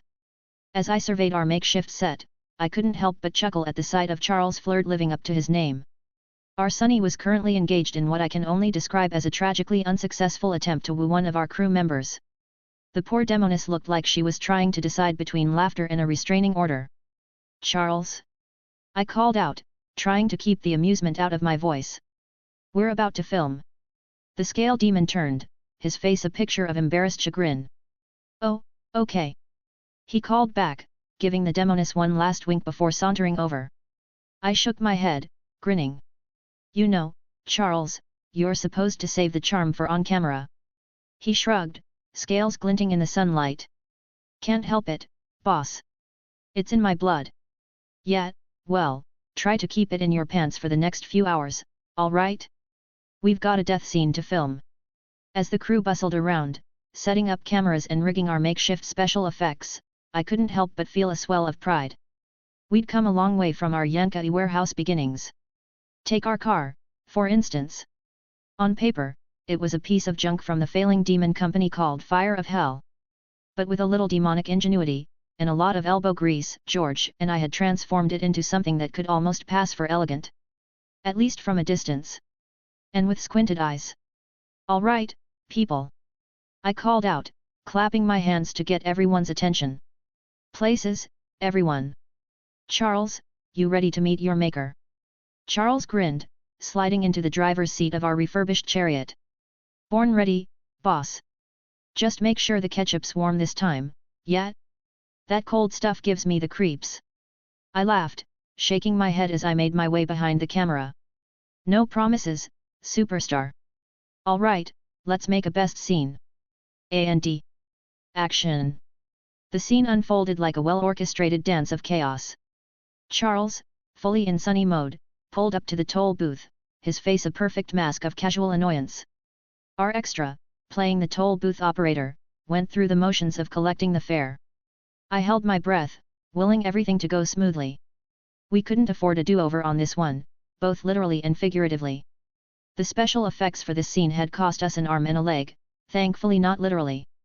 Suddenly, Charles's expression shifted, a flicker of realization crossing his face. Right on cue, the toll booth operator ducked out of sight, and our suit-clad demon emerged, brandishing a Tommy gun that looked surprisingly realistic thanks to some clever runic enhancements. Charles's eyes widened in genuine surprise, whether it was good acting or actual shock at how real everything looked, I couldn't tell. But it worked. As he scrambled to get out of the car, all hell broke loose. The fake windows, because there was no way we were destroying the actual car, it was probably worth more than our entire production at this point, shattered in a shower of safety glass and magic sparks. I silently cheered Charles on as he stumbled out of the vehicle. This was it, the moment of truth. Our ambushers emerged from their hiding spots, unleashing a barrage of magical bullets. Charles put on a performance that would make any stunt coordinator proud. He jerked and twisted with each imaginary impact, his face a mask of shock and pain. As he finally crumpled to the ground, continuing to twitch and jerk as the bullets kept coming, I had to remind myself to breathe. It was just acting, after all. Our attackers, seemingly satisfied that Sonny was well and truly deader than dead, made their hasty exit. Right on cue, another car pulled up, and our Corleone family man stepped out, his face a perfect picture of stunned disbelief as he took in the scene. I gestured frantically to our cameraman, making sure he captured both Charles's prone form and the distant figure of the family man. This was the shot that would tie it all together, the moment that would break the audience's hearts. As the last beats of the scene played out, I finally allowed myself to relax. We'd done it. Against all odds, we'd pulled off one of the most complex and crucial scenes in the entire film. Cut! I called out, my voice a mix of relief and exhilaration. The set erupted into cheers and applause. Charles, still lying on the ground, raised a triumphant fist in the air before groaning dramatically. "Someone want to help me up?" he called out. "I think I'm actually dead this time." As the crew rushed to assist our fallen star and begin the cleanup process, I couldn't help but feel a surge of pride. We'd taken a shoestring budget, a bunch of misfits, and a whole lot of determination, and turned it into something, well, something pretty damn impressive. "Not bad, kid," Rocky rumbled, appearing at my side. For a minute there, I almost believed we were watching a real hit go down. I grinned, still riding the high of a successful shoot. "Thanks, Rocky. Let's just hope the audience feels the same way." We began to pack up, ready to film the next scenes. Chapter 16, Ashen Plain. With Sonny's dramatic demise in the can, it was finally time to tackle Michael's exile scenes. This meant capturing the whole shebang, the escape, the Apollonia romance, and her tragic end. No pressure, right? Our ragtag crew packed up and embarked on a journey that felt more like an odyssey than a location shoot. 7 hours, 4 buses, and one questionably roadworthy taxi later, we found ourselves in the Ashen Plains. As we stumbled off the last bus, stretching cramped limbs and rubbing bleary eyes, I couldn't help but grin. The place was perfect, a dead ringer for the Sicily of my imagination, even though Sicily didn't exist in this world. The Ashen Plains sprawled before us, a patchwork of white farms and rustic charm that screamed underdeveloped rural paradise. As the crew began unloading our equipment, I couldn't help but feel a twinge of nerves. We weren't just in unfamiliar territory, we were in Asmodeus family turf. This place was governed by none other than Augustin Asmodeus, son of the big bad Asmodeus himself back in Furland City. Rocky sidled up to me, his voice low enough that the rest of the crew couldn't hear. Your Highness? You did get permission to film here, right? I'd rather not offend a demon lord. I plastered on my most confident smile, the one I used to use at royal functions when I had no clue what was going on. Of course, Rocky. What do you take me for, some kind of reckless, exiled prince with no regard for proper procedures? The look he gave me could have curdled milk. That's exactly what I take you for. I laughed, hoping it didn't sound as nervous as I felt. My palms were sweating, and I'm pretty sure my horns were drooping a bit. Relax. I sent a very polite request to the Asmodeus family. I'm sure it's fine. Rocky didn't look convinced, but the rest of the crew seemed to take my word for it. Or maybe they were just too tired from the journey to argue. Either way, we started making our way towards the home we'd be renting for the next few days. As we trudged along, our equipment clanking and rattling, I couldn't help but marvel at the landscape. The Ashen Plains lived up to their name, the ground was a soft grey, like the ashes of a long-dead fire. But despite the eerie name, there was a strange beauty to the place. Fields of dark, twisted crops stretched as far as the eye could see, punctuated by the occasional gnarled tree that looked older than time itself. As we were settling into our temporary digs, I overheard our Apollonia, Vivian, complaining about the heat. "It's really hot in here," she muttered, fanning herself dramatically. Vivian was a curious case, half human, half demon, but you'd never know it to look at her. The only giveaway was her snake-like eyes, which were currently narrowed in discomfort. Well, that and the distinctly human air of superiority she seemed to wear like a second skin.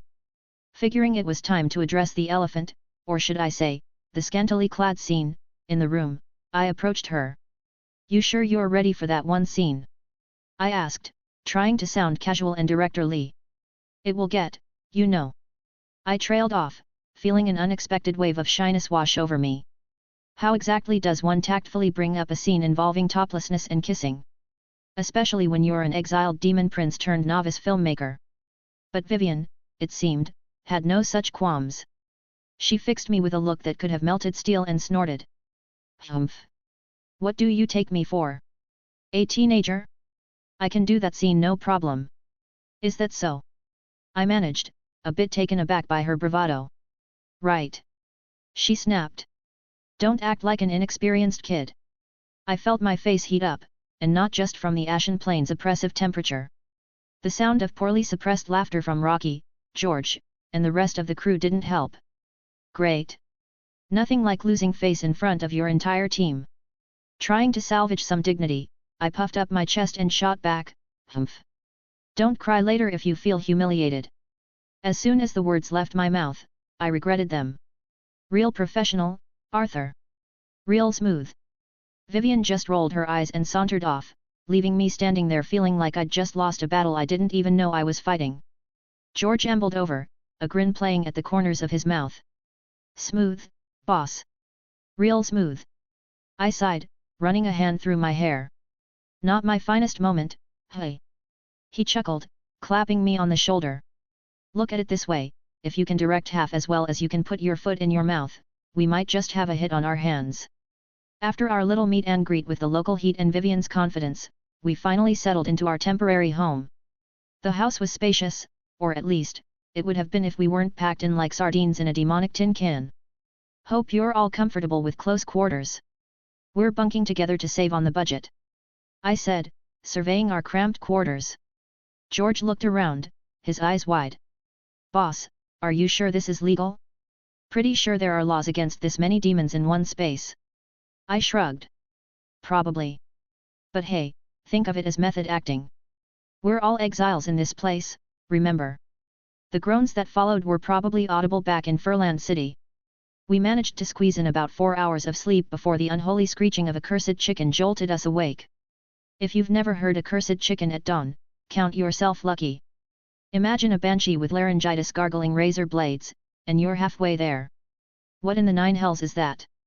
Rocky grumbled, his hair sticking up in all directions. Our wake-up call, I replied, trying to sound chipper and probably failing miserably. Rise and shine, everyone. Time to make a movie. The bleary-eyed glares I received in response could have curdled milk. We stumbled our way to the nearby market, a colorful array of demon vendors hawking everything from eyeball soup to cursed amulets. I steered us towards the cheapest restaurant I could find, a dingy little place that promised food that won't kill you, probably, in flickering neon. As we huddled around a table that had definitely seen better centuries, slurping down something that might have been coffee in a past life, I couldn't help but feel a twinge of guilt. This wasn't exactly the glamorous filmmaking experience I'm sure everyone had signed up for. Look, I know this isn't ideal, I said, addressing my tired and slightly nauseous-looking crew. But we're making history here. The first demon mob movie shot on location in Ashen Plains. Vivian raised an eyebrow. You mean the first demon mob movie shot in a place we're pretending is Sicily because we couldn't afford to go to the real thing? I pointed my fork at her. Exactly. That's the spirit. We finished our questionable breakfast and headed out to start our first day of filming. Chapter 17, Vivian. Alright, showtime. Our first order of business was to film in the grasslands and farms, capturing Michael's introduction to his new Sicilian home. To add that authentic touch, we'd recruited some local demons to play tour guides. It hadn't been hard, just wave the promise of being in a movie in front of some desperate low-level demons, and suddenly everyone's Marlon Brando. As we set up the shot, I couldn't help but marvel at how eager our impromptu actors were. They fawned over me like I was still royalty, not some exiled prince turned wannabe filmmaker. But hey, if it worked for the scene, I wasn't complaining. An action! I called, slipping into Michael's skin as easily as putting on a well-worn coat. The local demons stepped up, showing me around with a gusto that would make any real tour guide jealous. I nodded along, playing the part of the wide-eyed newcomer, when suddenly, there she was.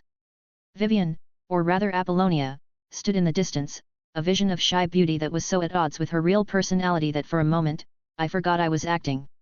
Our eyes met across the field, and I felt a jolt that wasn't entirely put on for the camera. The moment stretched, electric and charged, until Apollonia's friends pushed her along, breaking the spell. She nodded and left, leaving me, Michael, standing there, slightly dazed. Who is that? I asked, turning to my demon guides. One of them, really getting into his role, replied, That's Apollonia. She's the daughter of the cafe owner. I nodded, impressed by their commitment to the scene. But then, the other demon decided to go off script, adding his own little flourish. Careful, he stage whispered, his face a mask of gossipy concern. Apollonia might be as beautiful as a succubus, but she's half human, half demon. Got that cunning blood of the humans in her. I had to bite my tongue to keep from laughing. The demon's casual discrimination against humans was so perfectly in character for our world that I couldn't have written it better myself. Cut! I called, breaking character. That was, surprisingly good, guys. Really nailed the local color there. Our impromptu actors beamed with pride, while the rest of the crew looked on in a mix of amusement and surprise. Boss, George whispered, sidling up to me, did you tell them to say that last bit? I shook my head, grinning. Nope. Seems we've got some natural talent on our hands. Or at least, some natural prejudices that work great for the film. The days blurred together in a whirlwind of filming, each scene bringing its own set of surprises. When it came time to shoot Michael's meeting with Apollonia's father, we struck gold again with our local talent. The actual owner of a cafe in Ashen Plains stepped into the role, and boy, did he step up. The scene was supposed to be tense, sure, but this guy took it to a whole new level. He glared at me with such intensity that I almost forgot I was acting. When I called cut and asked him about it, his response caught me off guard. I've got a daughter of my own, he grunted, his eyes narrowing. Wouldn't just hand her over to some smooth-talking outsider, powerful family, or not? I nodded, trying not to show my skepticism. Part of me wondered if he was still in character or if this was some deep-seated paternal instinct bubbling to the surface. Either way, it made for great cinema, so I wasn't about to complain. The wedding scenes were next on our list, and let me tell you, trying to stage a lavish wedding on our shoestring budget was like trying to throw a royal ball in a broom closet. Creative solutions were the name of the game. We ended up buying the wedding dress and suit from a recently married couple in Ashen Plains. The bride's dress was a bit singed at the hem, hazard of demon weddings, I suppose, and the groom's suit had seen better days, but with a little demonic tailoring and a lot of camera angles, we made it work. The local demons, bless their infernal hearts, were more than happy to play extras. They showed up in droves, eager for their chance at demon stardom. We filmed under the scorching sun, with sweat dripping down our backs and makeup melting faster than we could apply it. Then came the scene I'd been both anticipating and dreading, the intimate moment between Michael and Apollonia. We'd cleared out most of the crew, leaving just me, Vivian, and one very uncomfortable-looking cameraman in a quiet room. I took a deep breath, trying to calm my nerves. This wasn't just acting anymore, this was my first on-screen kiss, and if I'm being honest, my first kiss in this life, period. I snuck a glance at Vivian. At 18, she was 2 years my senior and, objectively speaking, stunning. Not that I'd ever admit that out loud. Hey, Vivian's voice cut through my thoughts. You look nervous for an exiled prince and director of this project. She smirked. When are we gonna film? I feel my throat drying from waiting. I bristled at her tone. Just shut up. I'm preparing for the role. Right, she snorted, but I caught a flicker of something in her eyes. Nervousness, maybe? Gritting my teeth, I nodded to the cameraman. All right, let's begin. I took a deep breath. Action. We fell into character, our eyes locking. The air seemed to thicken as we moved closer. Just before our lips met, I noticed a slight tremor in Vivian's hand. Not so tough now, are we?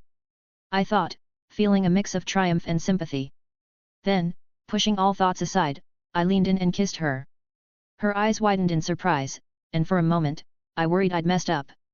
But then she relaxed into the kiss, and suddenly, I forgot all about the camera, the script, everything. The scene progressed, growing more intense. Clothes were discarded, hands wandered. It was all very tastefully done, of course, we were making art, not a scandal. But even so, I couldn't shake the feeling that something had shifted between us. As we finished the scene, I called cut. In a voice that was embarrassingly breathless. Vivian immediately pulled away, grabbing her clothes and bolting from the room without a word. I turned to the cameraman, bewildered. What happened to her? He just shrugged, looking as confused as I felt. As I left the room, my mind was reeling. What just happened? Was it all just really good acting, or was there something more? And why did I care so much? One thing was for sure, making movies was a lot more complicated than I'd thought. And we still had half a film to go. The day after our intense scene, we moved on to one of the most pivotal moments in the film, Apollonia's tragic demise. In the story timeline, Michael and Apollonia had been blissfully married for a while, with a little one on the way. It was the kind of happiness that, in movies like ours, never lasts. As we set up the shot, I found myself oddly melancholic. Maybe it was the lack of sleep, or maybe that kiss had affected me more than I cared to admit. Places, everyone. I called out, pushing my personal feelings aside. We had a movie to make, after all. Action. Vivian and I took our positions. We shared a tender kiss, nothing like the passion of yesterday's scene, but somehow more intimate. As she pulled away and headed towards the car, I felt a genuine pang of loss. I watched Vivian, Apollonia, walk away, waving with a smile that didn't quite reach her eyes. Was she still thinking about yesterday too? Shaking off the thought, I reached out, channeling Michael's sudden premonition of danger. Apollonia, wait! I called out, my voice cracking with an emotion I wasn't entirely faking. Then came the explosion, courtesy of an expensive one-time illusion spell contained in a rune paper.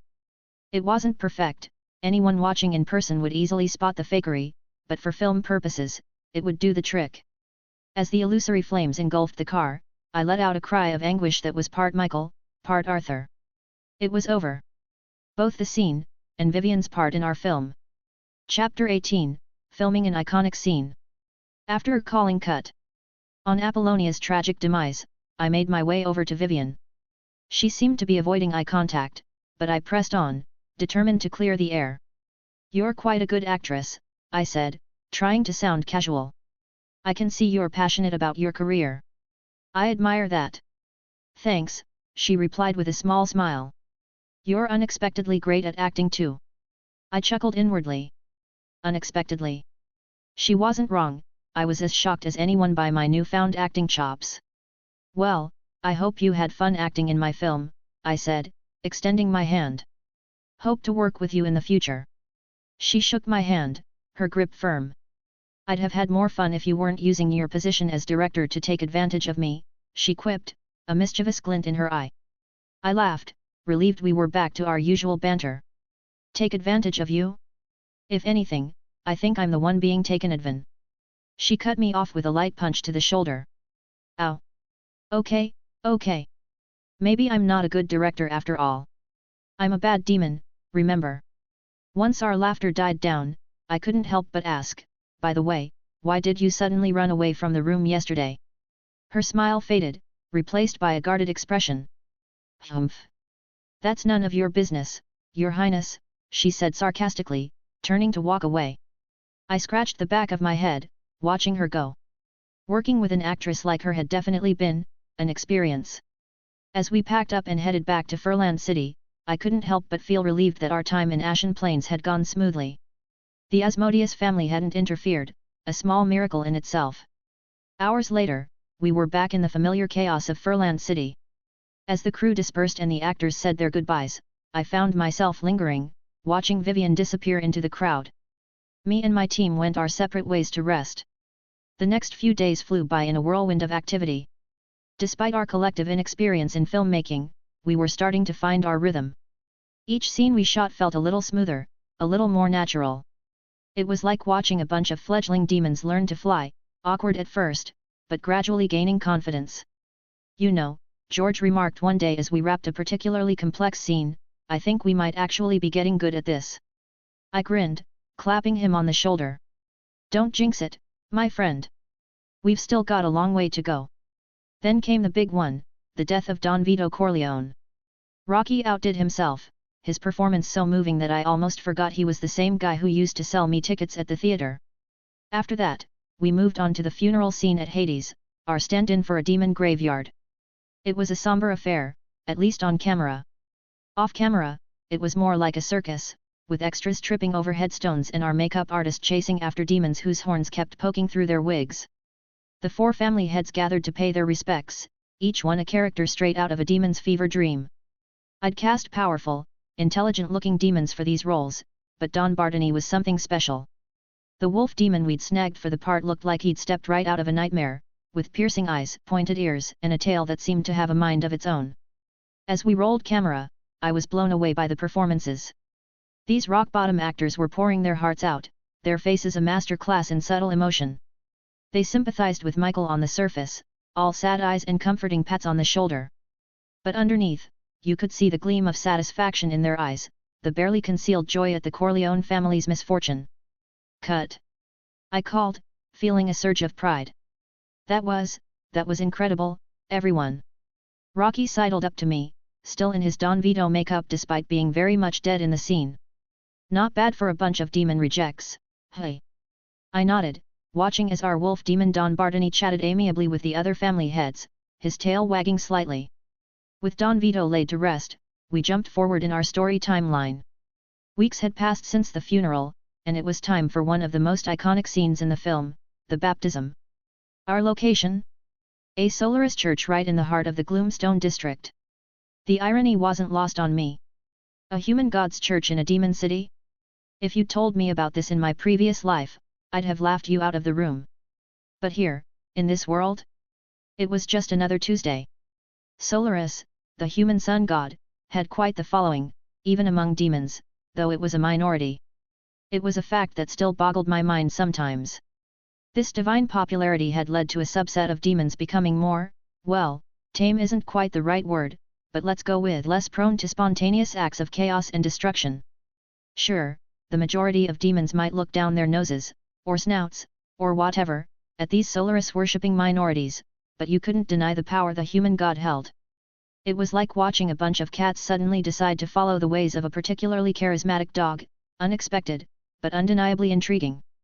Using a scene where a demon family like the Corleones gets baptized in a Solaris church wasn't just acceptable, it was relatable. I could already imagine demons across the kingdom nodding along, seeing a bit of themselves or their neighbors in our fictional family. Of course, in the world of our film, things were a bit different.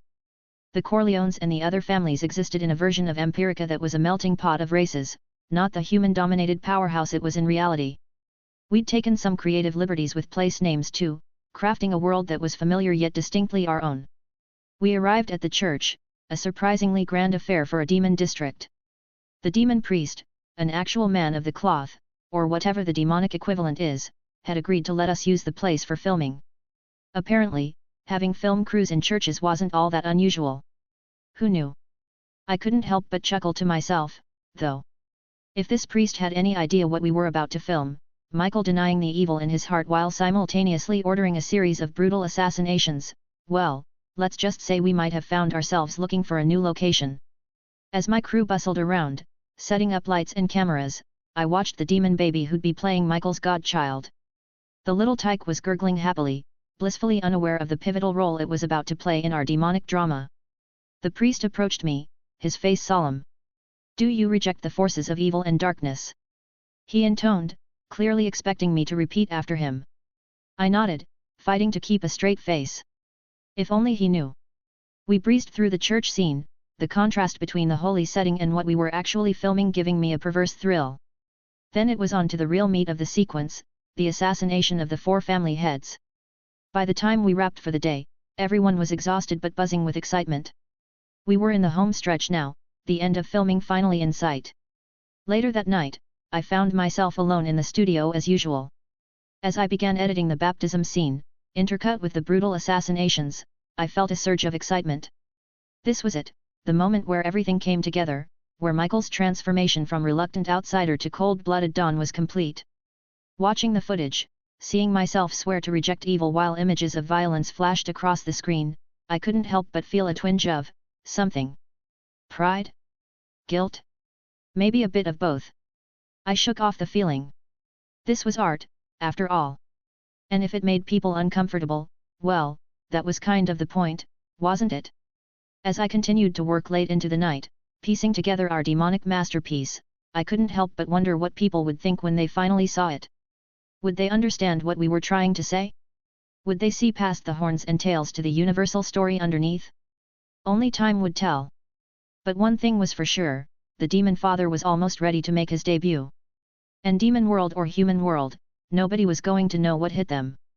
Chapter 19, Filming wrapped up. Morning came way too early after a night of intense editing, but I dragged myself out of bed to meet the team. We had a movie to finish, after all. Hours of filming later, we were finally at the last scene, the big confrontation between Michael and Kay at the Shadow Estate. As I looked around the study, watching the crew make their final preparations, I felt a mix of exhaustion and excitement. This was it. I nodded to start rolling, and Furful jumped right into character as Kay. "Michael, is it true?" she demanded, her voice trembling with worry and anger. I took a drag from my cigarette, channeling all of Michael's newfound coldness. "Don't ask me about my business, Kay." Furful's voice rose, her elven tones making even her anger sound musical. "Is it true?"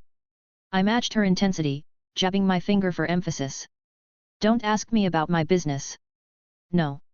Furful cried, every inch the distraught wife. And then, something shifted. I felt a strange heat in my eyes as I said, "Enough." The word came out calm, but there was an icy edge to it that surprised even me. I waited for Furful to call me out on my weird delivery, but she just stared at me, wide-eyed. Assuming she was deep in character, I pressed on. "All right. This one time," I said, my voice low. "This one time, you can ask me about my affairs." Furful's face was a mask of conflicting emotions. She was quiet for a few seconds as she asked, "Did you?" I looked her straight in the eye, shaking my head slightly. "No." The tension held for a moment before Furful's face softened. She approached me, and we embraced. I kissed her cheek, trying desperately to stay in character and not think about how nice she smelled. As soon as I called cut, I bolted for the projector, eager to review the scene and hide my embarrassment. When I said enough, did I not look the part? I asked Furful, worried I'd messed up the crucial moment. Was it bad? Furful looked at me like I'd grown a second head. Bad? It was actually good. You said enough so coldly it gave me chills. I laughed, not buying it. You're joking. It's true, boss, Klein chimed in. I even saw your eyes change color. Now it was my turn to look confused. My eyes changed color. Yet, from golden to scarlet, another crew member added. It was terrifying. Really? I raised an eyebrow, skeptical. Furful looked thoughtful. I thought you did it on purpose. It's rare to see a royal demon eyes transform like that. It's a sign of great power, but... She trailed off, giving me a look that clearly said, but you're you, so... I chuckled inwardly. Yeah, I got it. Trashy prince and all that. Maybe your eyes changed because of your emotion as Michael. Furful suggested. Maybe, I said, not entirely convinced. As the crew bustled around, preparing to review the footage, I couldn't shake a nagging feeling. Had I really tapped into something deeper for that scene? And if I had, what did that mean? We huddled around the projector, and sure enough, there it was. Right after I said enough, my eyes shifted from their usual golden hue to a deep, unsettling scarlet. It was like watching a spark catch fire, bringing a chill to the room despite the heat in my gaze. I didn't understand how or why my eyes had changed, but I wasn't about to look a gift demon horse in the mouth. This unexpected transformation captured Michael's inner turmoil perfectly. Sometimes, dumb luck is the best director. Well, I said, trying to sound nonchalant, I guess we don't need to reshoot that one. The crew murmured in agreement, still looking at me like I might spontaneously combust at any moment. Great. We quickly set up for the final shot. Furful, as Kay, left the room after our embrace. The camera followed her, capturing the moment she turned back to see Michael's men approaching him, kissing his ring in a show of loyalty. The door swung shut, leaving Kay, and the future audience, on the outside looking in. And cut. I called out, my voice barely above a whisper. For a moment, nobody moved. It was like we were all holding our breath, afraid to break the spell. Then it hit me. We'd done it. The Demonfather was complete. That's a wrap, everyone, I said, my voice cracking slightly. We actually did it. The studio erupted into cheers and applause. Crew members were hugging each other, some even crying, though they'd probably blame it on some errant hellfire smoke if you asked. As the euphoria of wrapping up the film began to settle, it was time for goodbyes. We bid farewell to our main cast, the demons who'd brought Tom Hagen, Peter Clemenza, and the rest to life. It felt strange, like saying goodbye to family members we'd only just met. Furful lingered behind, her eyes sparkling with an emotion I couldn't quite place. You know, she said, a small smile playing on her lips, when I first signed up for this role, I had no idea the script was written by a young prince of the Morningstar royal family. I thought it was just from some aspiring director with a wild imagination. I couldn't help but chuckle. Well, I'm not exactly a prince anymore. So yeah, you're right, it did come from an aspiring director. I shrugged, trying to play it cool. Furful shook her head, her expression turning serious. No, seriously. When I found out it was you, I had my doubts. I loved the script, thought it was unique. But I was worried you'd ruin it. Ouch, I said, clutching my chest in mock pain. Tell me how you really feel, why don't you? She rolled her eyes, but her smile remained. Let me finish, you drama queen. What I'm trying to say is, you proved me wrong. You didn't just do well, you did great. I raised an eyebrow, waiting for the punchline. I mean it, she continued. You're actually really good at directing. Despite having such a small, inexperienced crew, you led them well. The way you handled the camera angles, the sound composition, it was beautifully done. I felt my face heating up, and for once, it wasn't because my eyes were doing that weird color-changing thing. Thanks, I mumbled, suddenly finding my shoes very interesting. Inside, I was laughing. If only she knew that I'd basically stolen every camera angle and sound cue from the movie in my previous life. Thank hell for crystal clear past life memories, right? With the last echoes of That's a Wrap fading away, we dove headfirst into the next challenge, editing. The studio, which had been a whirlwind of activity during filming, now became a different kind of chaos. Reels of film covered every surface, and the air hummed with the constant whir of projectors and splicers. My team and I were putting in overtime, fueled by a mix of determination and whatever passed for coffee in the demon world. We'd poured our souls into this film for weeks, and now it was time to shape it into something coherent. No pressure, right? All right, people, I called out, my voice slightly hoarse from too many late nights and not enough sleep. Let's make this edit as tight as a miser's purse. We've got to be good and we've got to be quick. The Furland Demon Film Festival is breathing down our necks, and we can't afford to miss it. A chorus of "Got it, boss" echoed around the room, punctuated by the snipping of film and the occasional curse as someone inevitably nicked a finger. Then, from the corner, came a gruff voice that could only belong to Rocky. "Why am I editing here? I thought I was only an actor." I couldn't help but chuckle. "It's your fault for boasting so much about your film editing skills a few days ago. Consider this your audition for a new career." Rocky grumbled something that sounded suspiciously like "smart-ass kid," but I saw the glimmer of a smile on his face as he bent over a reel of film. As we worked, I couldn't help but feel a twinge of anxiety. Each frame of film was precious, and expensive. We'd been careful during filming, but now every cut felt like a life-or-death decision. One wrong snip and we could lose a crucial moment, a perfect expression, a bit of magic we'd never be able to recreate. "Hey, boss," George called out, holding up a strip of film. "Remember when your eyes did that weird color change thing? Should we, edit that out?" I paused, considering. That moment had been unintentional, unexpected, and absolutely perfect for Michael's character arc. Leave it in, I decided. Sometimes the best bits of movies are the accidents. Chapter 20, Furland Demon Film Festival. Weeks of filming followed by 2 solid weeks of editing had left us all looking like we'd been dragged through the 9 circles of hell. And now, with the Furland Demon Film Festival, FDFF, looming just 2 days away, we were running on fumes and whatever passed for coffee in the demon realm. As the sun peeked over the horizon, signaling the end of our marathon editing session, a cheer erupted in the studio. We'd done it. 3 hours of demonic cinematic glory, ready for the world to see. The team hugged each other, exhausted but elated. I couldn't help but overhear their tired mumblings. "Sob, I thought our suffering finally ended when we finished filming. Turns out editing is much worse." "You're right. It was so tiring. I kind of miss doing makeup for the cast. Now it's complete, I'm glad." I had to bite back a laugh. If only they knew this was just the beginning. After bidding farewell to my weary crew, I crashed hard, sleeping like the dead, which, in demon terms, is pretty impressive. I woke up at 10 p.m., feeling like I'd been hit by a hellhound. The studio was eerily quiet. Seems like the rest of the crew was either still in bed or just dragging themselves back to consciousness. It wasn't until 1 p.m. that everyone had finally trickled in, looking like they'd been through a war. "All right, guys," I said, once everyone was assembled. "Now that we've completed the filming and editing, it's time for the moment of truth. We're going to review the whole film." A buzz of excitement ran through the group.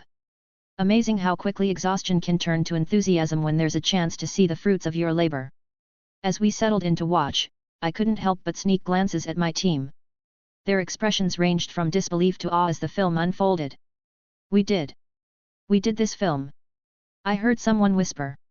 "I know, right? We're only 2 hours in, and it's so good." I chuckled to myself. They probably thought we'd end up with something passably average. After all, what else could you expect from a bunch of inexperienced misfits led by an exiled prince who hadn't even finished high school? But as the film played on, I felt a swell of pride. We'd done it. Against all odds, we'd created something, well, something pretty damn good. "Well," I said as the credits rolled, "I guess we didn't completely mess it up, hey?" The studio erupted in cheers and laughter. Rocky clapped me on the back, nearly knocking me over. "Not bad, kid. Not bad at all." As the excitement died down, reality set in. We had a film. A good film, even. But now came the real challenge, getting people to watch it. With our film finally complete, it was time for the moment of truth, submitting it to the festival. I found myself in the lobby of the FDFF headquarters, surrounded by a sea of hopeful filmmakers, each clutching their precious reels like lifelines. The moment I walked in, all eyes turned to me. I could practically hear their thoughts. "Look, it's the exiled prince. What's he doing here?" Their stares ranged from curious to outright hostile. Great! Just what I needed, more pressure. I approached the submission desk, where a bored-looking demon sat, his horns curled around a pair of reading glasses. His name tag read Brimstone, Film Intake Coordinator. Name and film title. He drawled, not bothering to look up. Arthur Morningstar, I said, trying to keep my voice steady. The film is called The Demonfather. At that, Brimstone's head snapped up, his eyes widening in recognition. Morningstar? As in the Exiled Prince. I nodded, bracing myself for rejection. To my surprise, a slow grin spread across Brimstone's face. Well, well. This ought to be interesting. All right, Your Ex-Highness, let's see what you've got. I handed over our film reels, each one feeling like it weighed a ton. Brimstone hefted them, raising an eyebrow. 3 hours, hey? Ambitious. As he started filling out the paperwork, I couldn't shake the feeling that this was too easy. Don't you need to review it first? I asked, immediately regretting opening my mouth. Brimstone chuckled. Kid, half the fun of this festival is seeing what kind of train wrecks make it through. And a movie made by an exiled prince? That's too good to pass up. I wasn't sure whether to be relieved or offended. But hey, we were in. That's what mattered, right? As I turned to leave, paperwork in hand, Brimstone called out, Hey, Morningstar. I looked back. Break a leg, he said, then added with a wink, or a horn. Whatever works for you demons. As I walked out of the lobby, past the staring crowd of fellow filmmakers, I couldn't help but feel a mix of excitement and dread. We'd cleared the first hurdle, but the real test was yet to come. 2 days flew by in a blur of anxiety and last-minute preparations. Before we knew it, the Furland Demon Film Festival was in full swing, transforming the Indulgence District into a glittering spectacle of demonic glamour. We found ourselves huddled at the edge of the red carpet, watching as a parade of demon celebrities arrived in vehicles that probably cost more than our entire production budget. The air crackled with excitement and the faint scent of brimstone. My crew, bless their demonic hearts, were absolutely losing it. Their professional demeanor vanished the moment the first star-studded limo pulled up. Is that Lee from the Beelzebub acting family? Lee! George shouted, jumping up and down like an excited imp. One of our makeup artists, a young demoness named Lilith, practically swooned. That's Jonathan from the Lust family. Her eyes were so wide I was worried they might pop out of her head. You like that guy? Mara, another crew member, scoffed. I don't like him. I prefer Leonardo from the Jackson family. Humph. Jonathan is way more handsome than your Leonardo, Lilith shot back. At least he's not a lustful guy like Jonathan. That's natural. He is from the Lust family. Had heard he was having relationships with both women and men. That's a lie. I watched this exchange with a mix of amusement and exasperation. Here we were, about to premiere our film at one of the biggest events in the demon world, and my crew was gossiping like teenagers at a Hellfire high school. Guys, I tried to interject, maybe we should focus on. Oh my Satan! Rocky's voice boomed over the chatter.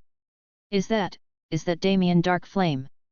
I turned to see a towering demon with skin like polished obsidian step out of a car that seemed to be made of living shadows. The crowd went wild. Who's Damien Darkflame? I asked, immediately regretting the question as every single member of my crew turned to stare at me in horror. Who's Damien Darkflame? George repeated, sounding scandalized. Only the biggest action star in the 9 circles. How can you not know Damien Darkflame? I shrugged, feeling very much like the out-of-touch exiled prince I was. Been a bit busy making a movie, remember? As my crew launched into a detailed explanation of Damien Darkflame's filmography, apparently, he was famous for his catchphrase "Hell hath no fury like me," I couldn't help but feel a twinge of nervousness. We were small fry in a big, fiery pond. But then I remembered our film. The Demonfather. Our labor of love, sweat, and probably a little too much ketchup. We might not have the glamour or the star power, but we had heart. And in the movie business, sometimes that's all you need. All right, team, I said, interrupting the dark flame debate. Our time will come. For now, let's just enjoy the show.